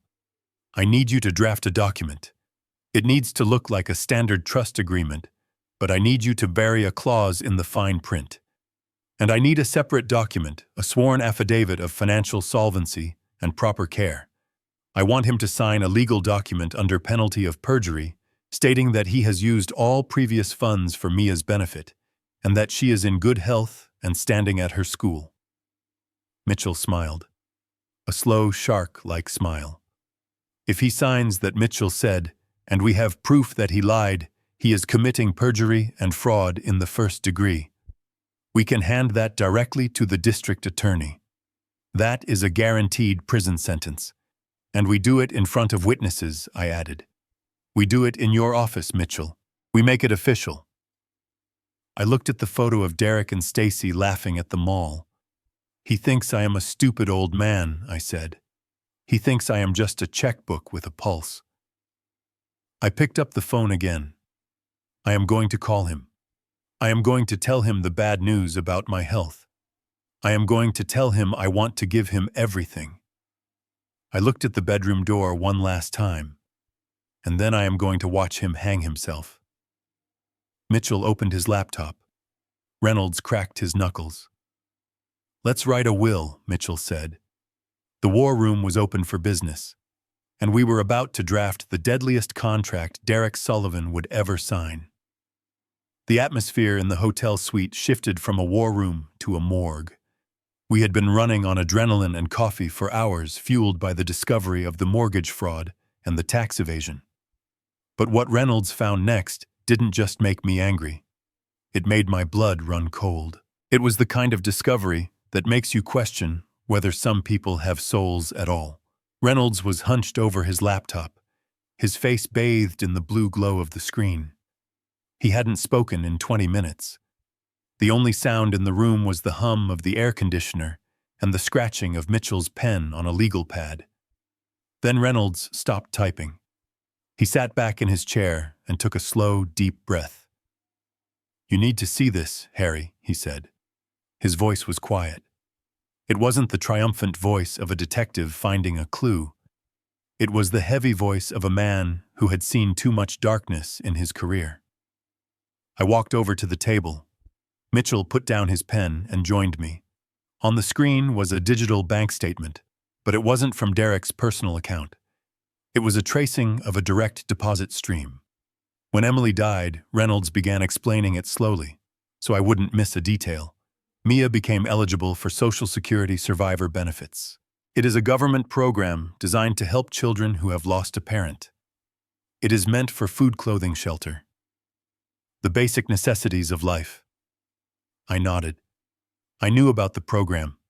I had assumed Derek was putting that money into a savings account for her college or maybe using it to pay for the house expenses. The monthly benefit amount is $1,842, Reynolds said. I did the math in my head instantly. That is over $22,000 a year. Over 7 years, that is more than $150,000. Where is the money, Reynolds? I asked. He tapped a key. A new window opened. It showed a transaction history. Every month on the 3rd, The government deposits the check into a custodial account Derek opened in Mia's name. That is standard procedure. But look at what happens on the 4th of every month. I leaned in closer. Every single month, one day after the deposit arrived, the entire amount was transferred out.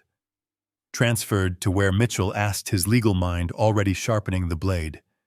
Reynolds highlighted the destination account. It was an auto draft payment. Porsche Financial Services, Reynolds read. I felt the room spin. A Porsche. He is using his dead wife's death benefit to lease a car, I asked, my voice trembling. Not just any car, Reynolds said. I ran the VIN associated with the payment. It is a Porsche Macan Turbo. White, leather interior, the works. And guess who the primary driver is registered as? He didn't have to say it. I knew. Stacy, I whispered. Stacy Miller, Reynolds confirmed. The lease is in Derek's name, but the payments are set up to draft directly from Mia's survivor benefit account. He isn't even laundering it through a middleman. He is literally taking the money meant to feed his daughter and using it to pay for his mistress's luxury SUV. I walked over to the window and looked out at the gray Seattle skyline. I tried to process the level of evil required to do that. I thought about Mia sitting in that basement eating dry bread. I thought about her shoes with the peeling rubber. Every time she went to bed hungry, Stacy was driving around town in a Porsche paid for by Emily's death.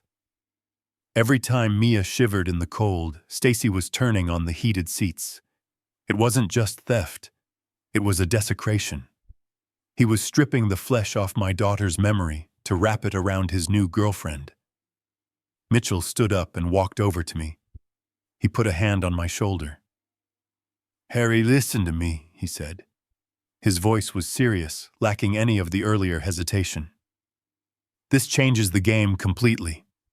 The mortgage fraud is a state crime. The tax evasion is serious. But this stealing Social Security benefits is a federal crime. This is embezzlement of government funds. This is wire fraud. We are talking about the FBI. We are talking about federal prison time. How long, I asked. For this amount, Mitchell calculated, coupled with the tax fraud, he is looking at 20 years, minimum. And federal prisons don't have parole. If we hand this to the United States Attorney, Derek won't see the outside of a cell until he is an old man. I turned back to the room. The anger was gone. In its place was a cold, hard resolve. I wasn't just a grandfather anymore. I was the executioner. We have him, I said. We have the smoking gun. We do. Reynolds agreed. We can call the feds right now. They would pick him up by dinner time. No, I said. Not yet. Mitchell looked at me surprised. Why wait, we have enough. Because he still has the house, I said. And he still has legal custody until a judge says otherwise. If we arrest him today, he will use every cent he has left to hire a defense attorney. He will drag this out. He will claim it was an accounting error. He will claim he used his own money for Mia and just reimbursed himself. He is a salesman, Mitchell. He knows how to lie. I walked back to the table and looked at the tax documents. I want him to confess, I said. I want him to sign that affidavit you are drafting.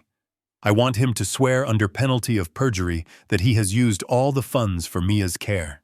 Once he signs that, he can't claim it was a mistake. He can't claim it was an accounting error. He will have perjured himself in a sworn legal document. That is the nail in the coffin that he can't pry loose. And I added, looking at the Porsche payment on the screen. I want to see the look on his face when he loses everything. I want him to think he is winning right up until the moment the trap snaps shut.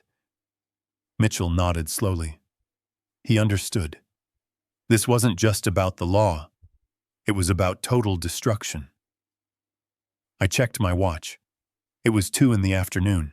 Derek would be at his office or maybe out showing a house, pretending to be the successful family man. It is time, I said. I picked up my phone. My hand was steady now. I cleared my throat. I practiced the cough I had heard Mia give in the basement, that dry, hacking sound of weakness. I sat down on the edge of the bed. I hunched my shoulders, making myself feel small and frail. I needed to sound like a man who had given up. I needed to sound like a victim. I dialed Derek's number. It rang 3 times. "Hello?" Derek's voice was crisp, professional. He was probably expecting a client. I let out a long, wheezing cough. I made it sound wet and painful. I gasped for air before I spoke. "Derek," I rasped. "It is Harry." The tone on the other end changed instantly. "Harry, is everything okay? You sound terrible." I coughed again, harder this time. I am not good, son. I am at the hotel. I couldn't make it to the airport." "What is wrong?" "Did you catch a cold? I wish it was a cold," I whispered. I didn't want to tell you this over the phone. I didn't want to worry you or Mia. But the doctors, back in Texas." I let the sentence hang in the air unfinished. "What did the doctors say?" "Harry?" His voice was laced with fake concern, but underneath I could hear the curiosity. "It is cancer, Derek, stage 4, in the lungs. They gave me a few months, maybe less. But looking at how I feel today, I don't think I have that long." There was a silence on the line. I could practically hear his brain working, calculating the odds, calculating the inheritance. "Oh my God, Harry," he said, his voice dropping to a somber whisper. "I am so sorry. That is devastating." I took a shaky breath. "I need to see you, Derek. I need to see you and Stacy. There are things I need to settle. Money things." "Money?" "Yes," I said. "The estate. The investments. I want to set up a trust for Mia. A big one. $2 million. But I need someone to manage it. Someone I can trust. I can't leave it to the lawyers. They will just eat it up in fees."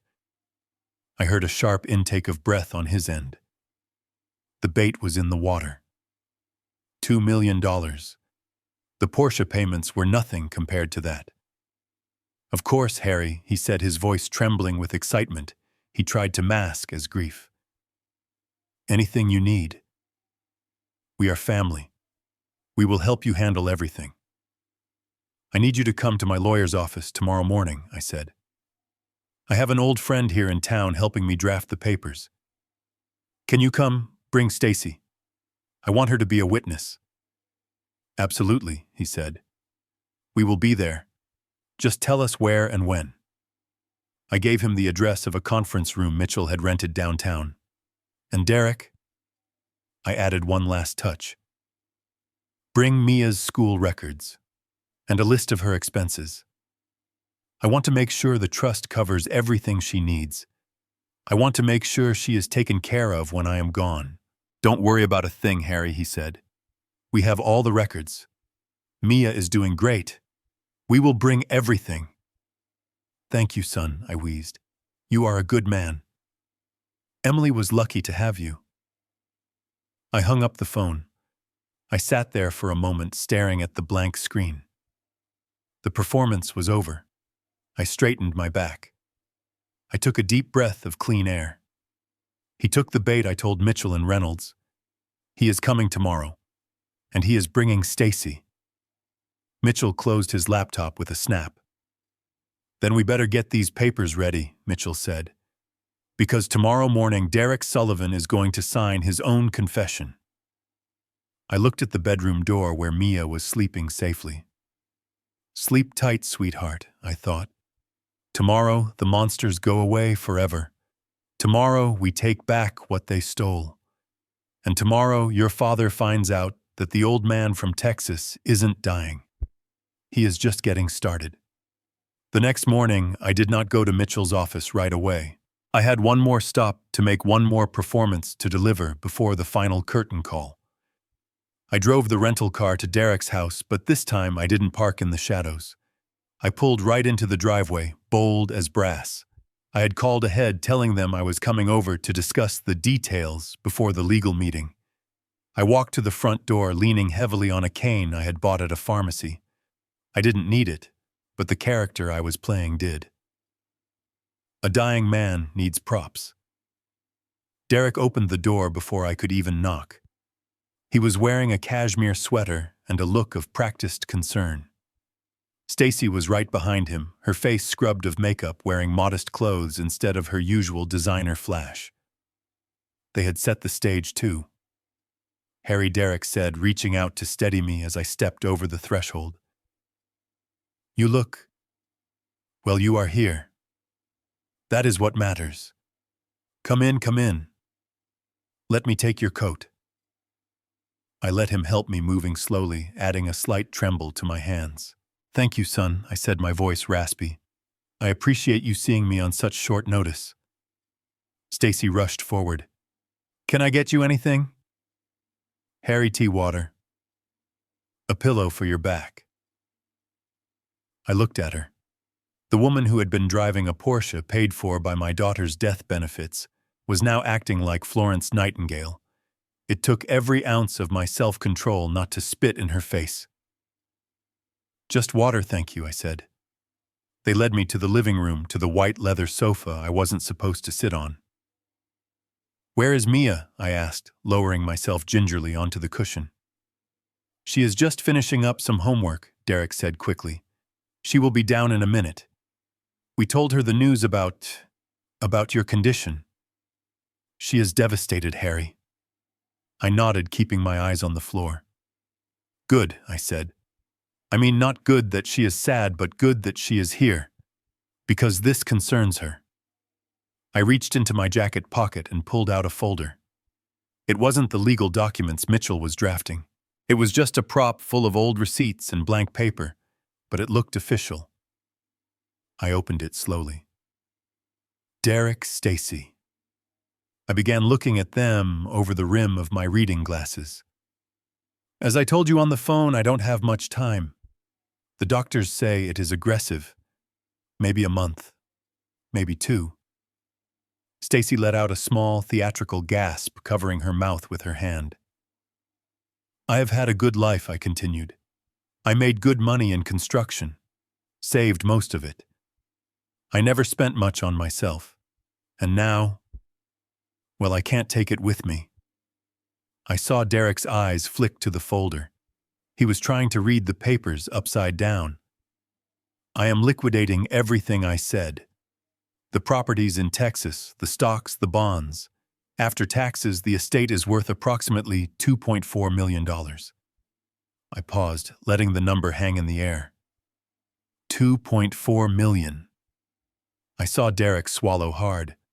I saw Stacy's hand drop from her mouth, her fingers twitching slightly.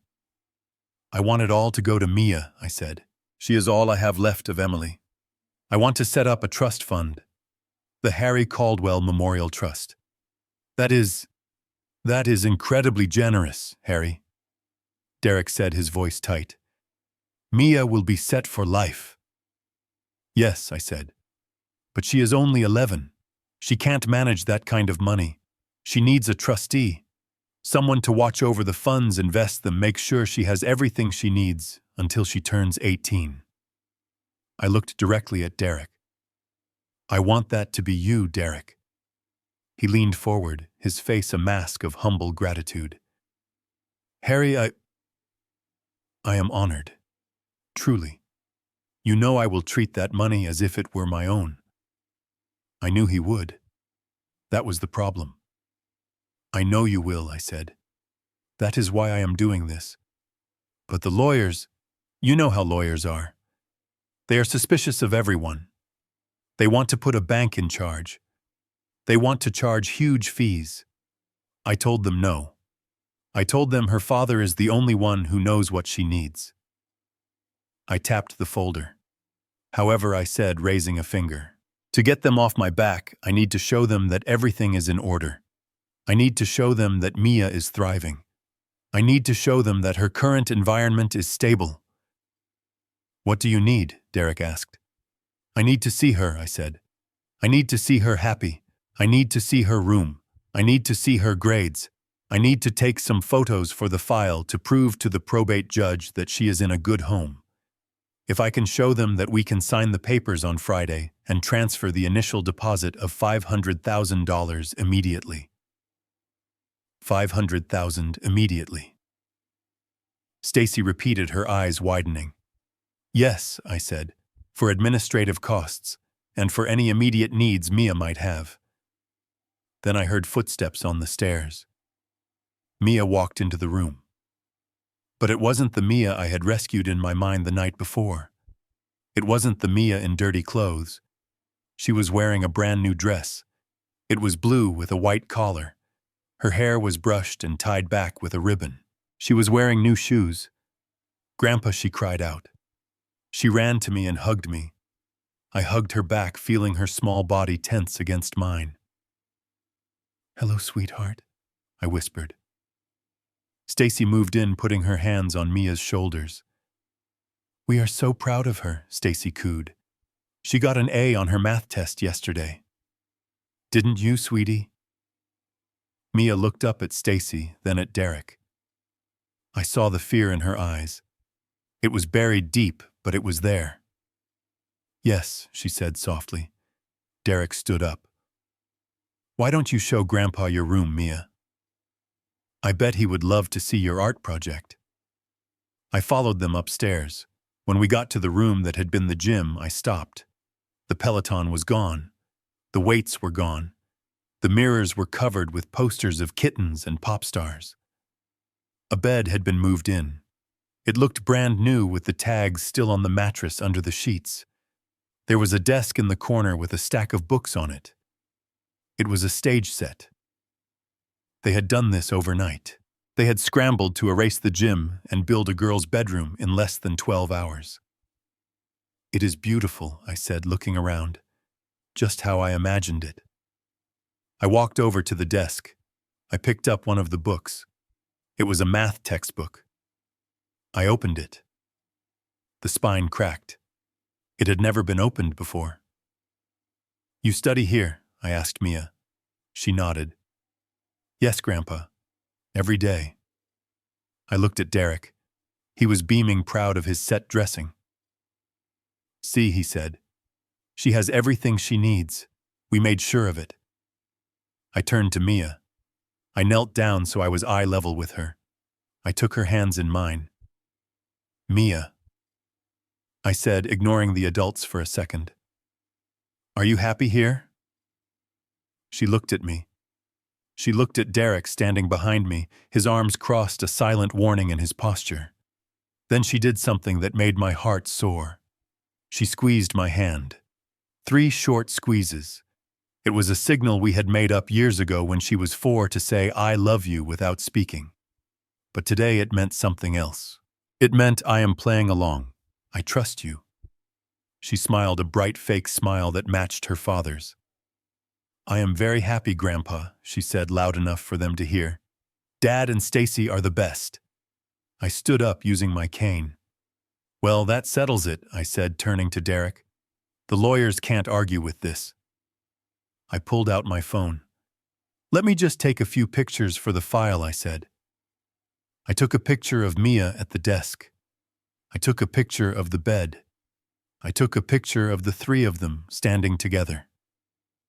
Derek's hand on Mia's shoulder, Stacy smiling, like the cat who ate the canary. These photos weren't for the trust. They were for the jury. They were proof of the cover-up. Proof that they knew what they were doing was wrong, because why else would they go to such lengths to hide it? "Excellent," I said, putting the phone away. I walked toward the door. "We will meet at the lawyer's office on Friday," I said. 10 o'clock sharp. Bring your ID and the school records. We will sign the trust agreement and the first check will be yours." "We will be there," Derek said, walking me to the car. "Harry, I just want to say thank you. You won't regret this." I looked at him. I looked at the man who had starved my granddaughter. I looked at the man who was currently calculating how fast he could spend $2 million. "No, Derek," I said. "I won't." I got into the rental car and drove away. As I turned the corner, I let out a breath I felt like I had been holding for an hour. The performance was over. The trap was set. They had taken the bait, hook, line, and sinker. They thought they were getting a fortune. They thought they had fooled the dying old man. But on Friday, they weren't walking into a payday. They were walking into an ambush. And I couldn't wait to spring it. Friday morning arrived with a sky the color of slate, but inside Mitchell's downtown office everything was polished to a high sheen. The mahogany conference table was long enough to land a small plane on, and the floor-to-ceiling windows offered a panoramic view of the city Derek thought he owned. I sat at the head of the table flanked by Mitchell and Reynolds. We looked like a tribunal. Derek and Stacy arrived 10 minutes early. They were dressed for a coronation. Derek wore a suit that probably cost more than my first car, and Stacy was draped in a silk scarf that screamed old money even though I knew it was bought with stolen benefits. Mia was with them wearing the same blue dress from yesterday, her hair braided tight. She looked small in the oversized leather chair they placed her in, but when she caught my eye, she gave me a microscopic nod. She was ready. "Good morning, Harry." Derek said, his voice smooth and solicitous. He placed a thick file on the table. "We brought everything you asked for. School records, medical history, expense reports. It is all here."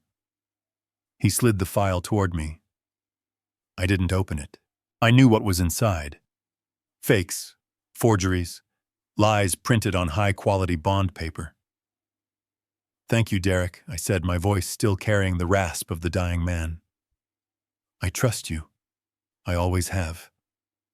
Stacy smiled at me, a tight, predatory smile.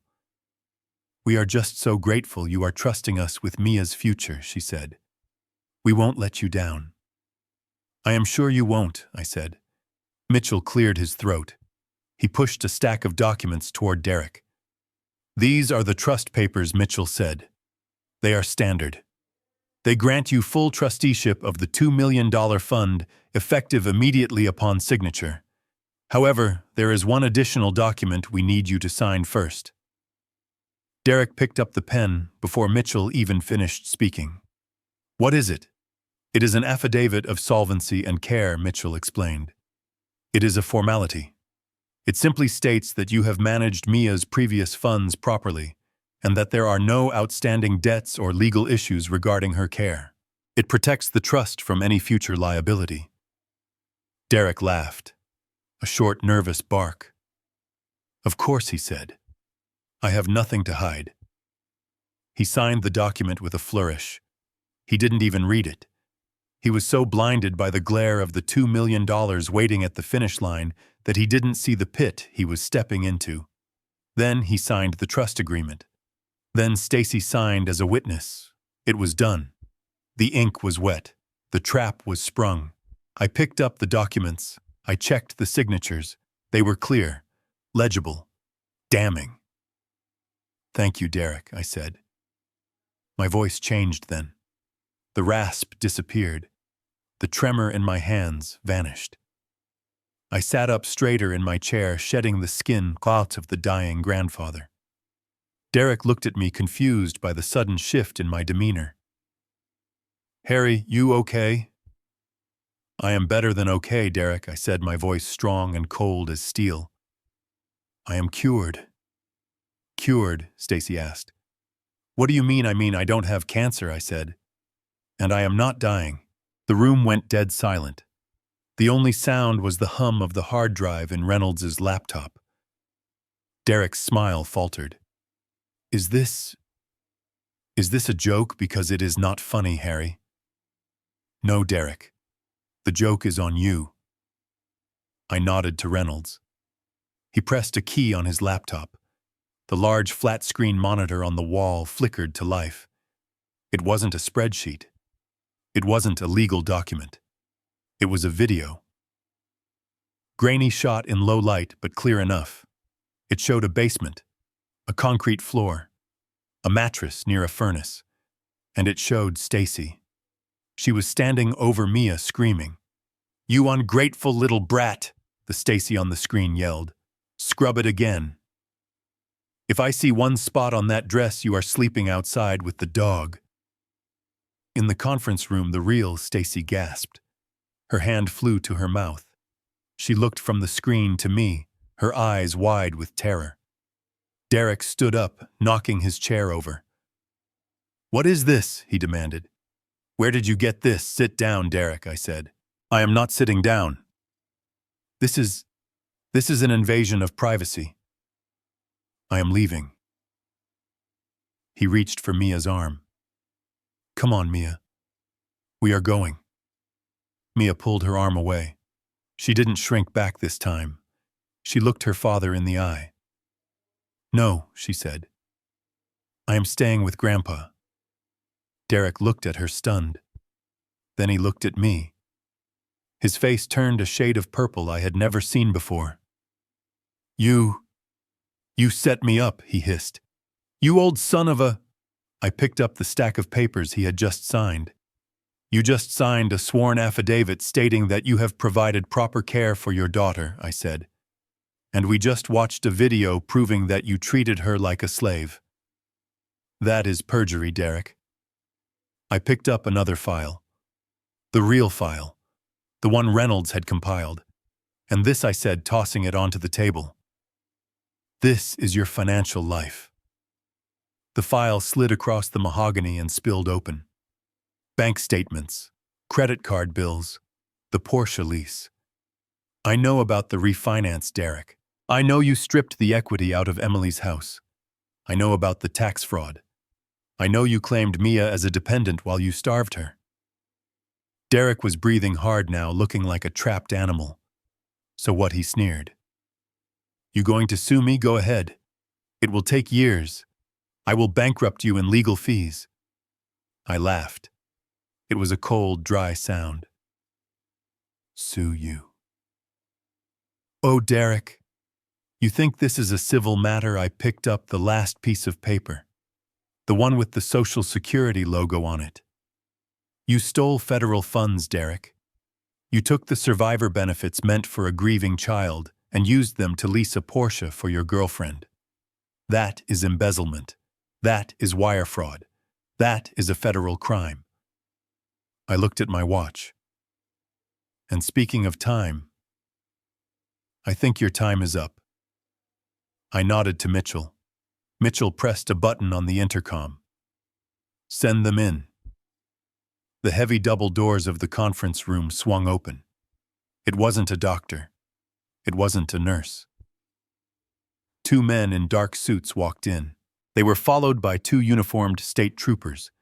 The man in front flashed a badge. "Special Agent Miller, Social Security Administration Office of the Inspector General."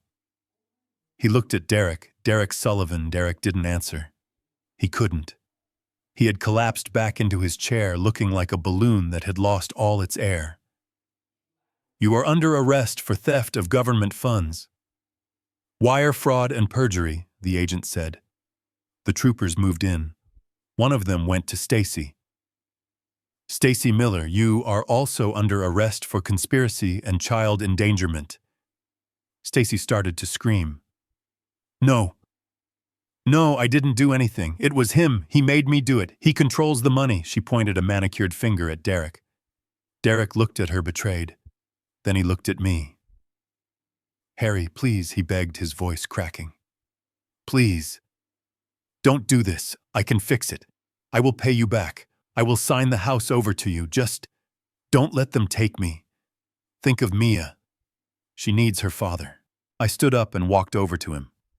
I leaned down close so only he could hear me. "Mia had a father," I whispered. "But he died the day he decided to put a price tag on her soul. You are not her father, Derek. You are just the man who stole her childhood." I looked him in the eye. "And remember that cancer I told you about, the one that was eating me alive?" I tapped his chest. "It wasn't in my lungs, Derek. It was in my family. And I just cut it out." The troopers pulled him up. They cuffed his hands behind his back. The click of the handcuffs was the most satisfying sound I had ever heard. They led them out. Derek, head bowed, defeated. Stacy weeping and wailing. The door closed behind them. Silence returned to the room. I turned to Mia. She was still sitting in the big leather chair. She looked at the empty chairs where her tormentors had just been. Then she looked at me. "Is it over?" she asked softly. I walked over and knelt beside her. "Yes, sweetheart," I said. "It is over. They can never hurt you again." She didn't smile. She didn't cheer. She just leaned forward and wrapped her arms around my neck. She buried her face in my shoulder and held on tight. "Thank you, Grandpa," she whispered. I held her there for a long time, looking out the window at the city. The rain had stopped. The clouds were breaking. A single ray of sunlight pierced through it, hitting the glass of the window. We had won. But as I held my granddaughter, feeling her small heart beat against mine, I knew that the real work was just beginning. Healing takes longer than justice, but at least now we had the time, and we had the truth. The silence that followed the closing of the heavy oak doors was heavy, but it was the good kind of heavy. It was the weight of a burden being lifted after 7 long years. I stood there by the window watching the police cruisers down on the street below. I saw them lead Derek out first. He looked smaller than I had ever seen him, stripped of his expensive suit jacket, his head bowed low to avoid the cameras that had gathered. The local news had picked up the scent of a federal fraud case involving a prominent real estate agent, and the vultures were circling. Stacy came out next, and even from 10 stories up, I could see she was still fighting, shouting at the officers, her facade of the perfect socialite completely shattered. I turned back to the room. Mitchell was packing up his files, a satisfied look on his face. Reynolds gave me a curt nod, the job done. But my eyes went straight to the leather chair where Mia was sitting. She wasn't watching the street. She was watching me. "We did it, Grandpa," she said quietly. I walked over and sat on the edge of the table near her. "Yes, we did, honey. They are gone. And they are going to a place where they can't hurt anyone ever again." The next few weeks were a blur of legalities and logistics, but for the first time in a decade, I didn't mind the paperwork. Mitchell handled the custody transfer with the efficiency of a surgeon. With Derek facing federal charges and Stacy implicated as a co-conspirator, the family court judge didn't hesitate. I was granted full permanent custody of Mia Sullivan. The moment the gavel came down, I felt like I could finally breathe properly again. But there was still the matter of the house. That house in Seattle, the one I had helped buy, the one that was supposed to be a sanctuary for my daughter and granddaughter, had turned into a monument to greed. I couldn't keep it. I couldn't let Mia step foot in it ever again. I hired a crew to clear it out. I told them to donate everything. The furniture, the clothes, the electronics Derek had bought with stolen money. I didn't want a single penny of it. We sold the Porsche, and the proceeds went straight to the IRS to pay down a fraction of the tax debt Derek had racked up in Mia's name. The house itself was a bigger problem. Because Derek had stripped all the equity out of it, the bank was ready to foreclose. I could have let them take it. It wasn't my name on the mortgage. But I am a man who pays his debts, even the ones I didn't create. I used the money from my own savings to settle the difference with the bank. It cost me a fortune, but I wanted a clean break. I sold the house for exactly what was owed, walking away with nothing but the satisfaction of knowing that the dungeon in the basement was gone forever. Before we left Seattle, I took Mia to the cemetery. It was a sunny day, rare for the Pacific Northwest. We stood in front of Emily's grave. The grass was overgrown. Derek hadn't visited in years. We spent an hour there weeding the plot and planting fresh flowers. Mia talked to her mother for the first time in a long time, without fear. She told her about the basement. She told her about the hunger. And then she told her about me. "Mom," she said, touching the cold stone. "Grandpa came. He really came. You were right. He is strong." Hearing that broke me and healed me all at the same time. I realized then that Emily had never stopped believing in me, even when I had failed to see what was happening. We flew back to Texas 2 days later. As the plane touched down in Austin, I looked at Mia. She was pressed against the window, watching the landscape change from gray and green to the dusty, warm gold of the hill country. "Welcome home, kiddo," I said. She looked at me and smiled. A real smile, one that reached her eyes. The transition wasn't easy. You don't undo years of trauma in a week. For the first month, Mia would hoard food. I would find granola bars hidden under her pillow and apples tucked into her socks. She was terrified that if she didn't finish her dinner, she wouldn't get breakfast. I didn't scold her. I just bought more food. I filled the pantry until it was overflowing. I put a bowl of fruit on her nightstand every night and told her it was hers just in case. Slowly, day by day, she stopped hoarding. She learned that in this house nobody goes hungry. We turned the spare room into her bedroom. I let her pick the paint. She chose a bright, vibrant purple. We bought a bed that was soft and warm, and a desk that was for drawing, not for staging fake homework photos. I enrolled her in the local school. It wasn't a fancy private academy with a crest on the blazer. It was a place with dirt on the playground and kids who wore jeans. On the first day, I waited in the truck in the parking lot for 6 hours, terrified she would need me. When the bell rang, she walked out with 2 other girls talking and laughing. She saw me and waved. She didn't look scared. She looked normal. One afternoon, about 6 months after we got back, I was sitting on the back porch drinking iced tea. The Texas sun was setting, painting the sky in shades of orange and violet. Mia was in the backyard. I had signed her up for the local soccer league. She had never played sports before because Derek said she was too clumsy. I watched her dribbling the ball through the grass. She tripped over her own feet and fell flat on her face. My heart jumped. I started to get up, ready to rush to her, expecting tears, expecting her to cringe as if she were about to be yelled at. But she didn't cry. She rolled over onto her back and started laughing. It was a deep belly laugh, a loud, unself-conscious sound that echoed off the fence. I sat back down. Tears pricked my eyes. That sound. That was the sound of victory. That was the sound of a childhood being reclaimed. She got up, brushed the grass off her knees, and kept running. I sat there until the stars came out, thinking about everything that had happened. I thought about the $40,000 a year. I thought about the emails, the phone calls, the excuses. I had made a terrible mistake. I had believed that providing for my family meant writing checks. I thought that money was a shield that could protect them from the world. I thought that because I was sending cash, I was sending love. I was wrong. Money isn't love. Money is just a tool. Love is presence. Love is showing up. Love is looking at the shoes on your grandchild's feet and asking why they are worn out. Love is trusting your gut when something feels off, even if it means confronting uncomfortable truths.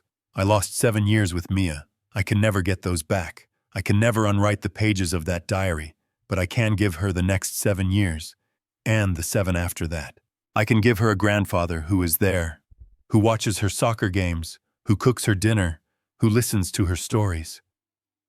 Derek and Stacy are currently awaiting trial. The federal prosecutor tells me the case is a slam dunk. The evidence Reynolds gathered is irrefutable. They are looking at 20 years in federal prison. Stacy tried to cut a deal testifying against Derek, but the video of her screaming in the basement sealed her fate too. The jury won't have any sympathy for monsters, but I don't think about them much anymore. They are the past.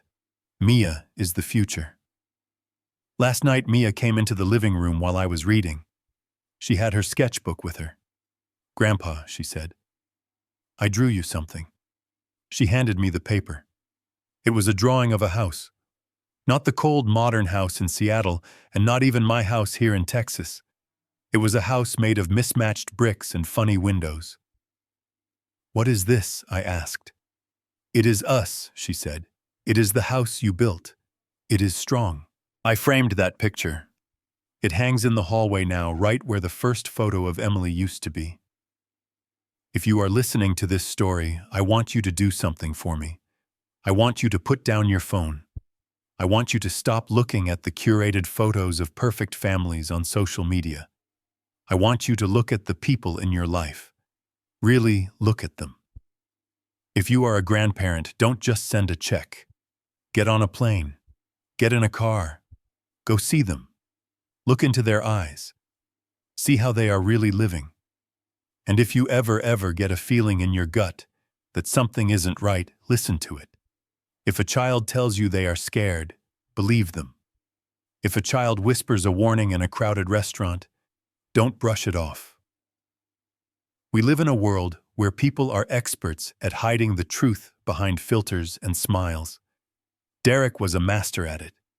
He fooled everyone, but he couldn't fool a child. Mia saved herself. She was the brave one. I was just the hammer she used to break the lock. So please trust your intuition. It might be the only thing standing between a loved one and a nightmare. My name is Harry Caldwell. I am a builder, a father, and a grandfather. And for the rest of my life, I am going to build a world where Mia never has to be afraid of the dark again. Thank you for listening to my story. It wasn't easy to tell, but if it saves even one child from a situation like Mia's, then it was worth it. If this story touched you, or if you have ever had to fight for your family against the odds, please let me know in the comments below. Tell me where you are listening from. Tell me about the heroes in your life who showed up when it mattered. And remember, the most expensive things in life aren't the cars or the houses. The most expensive thing is the time we lose when we aren't paying attention. Don't let the price be too high. Take care of each other and keep your eyes open. You never know who might be waiting for you to see them.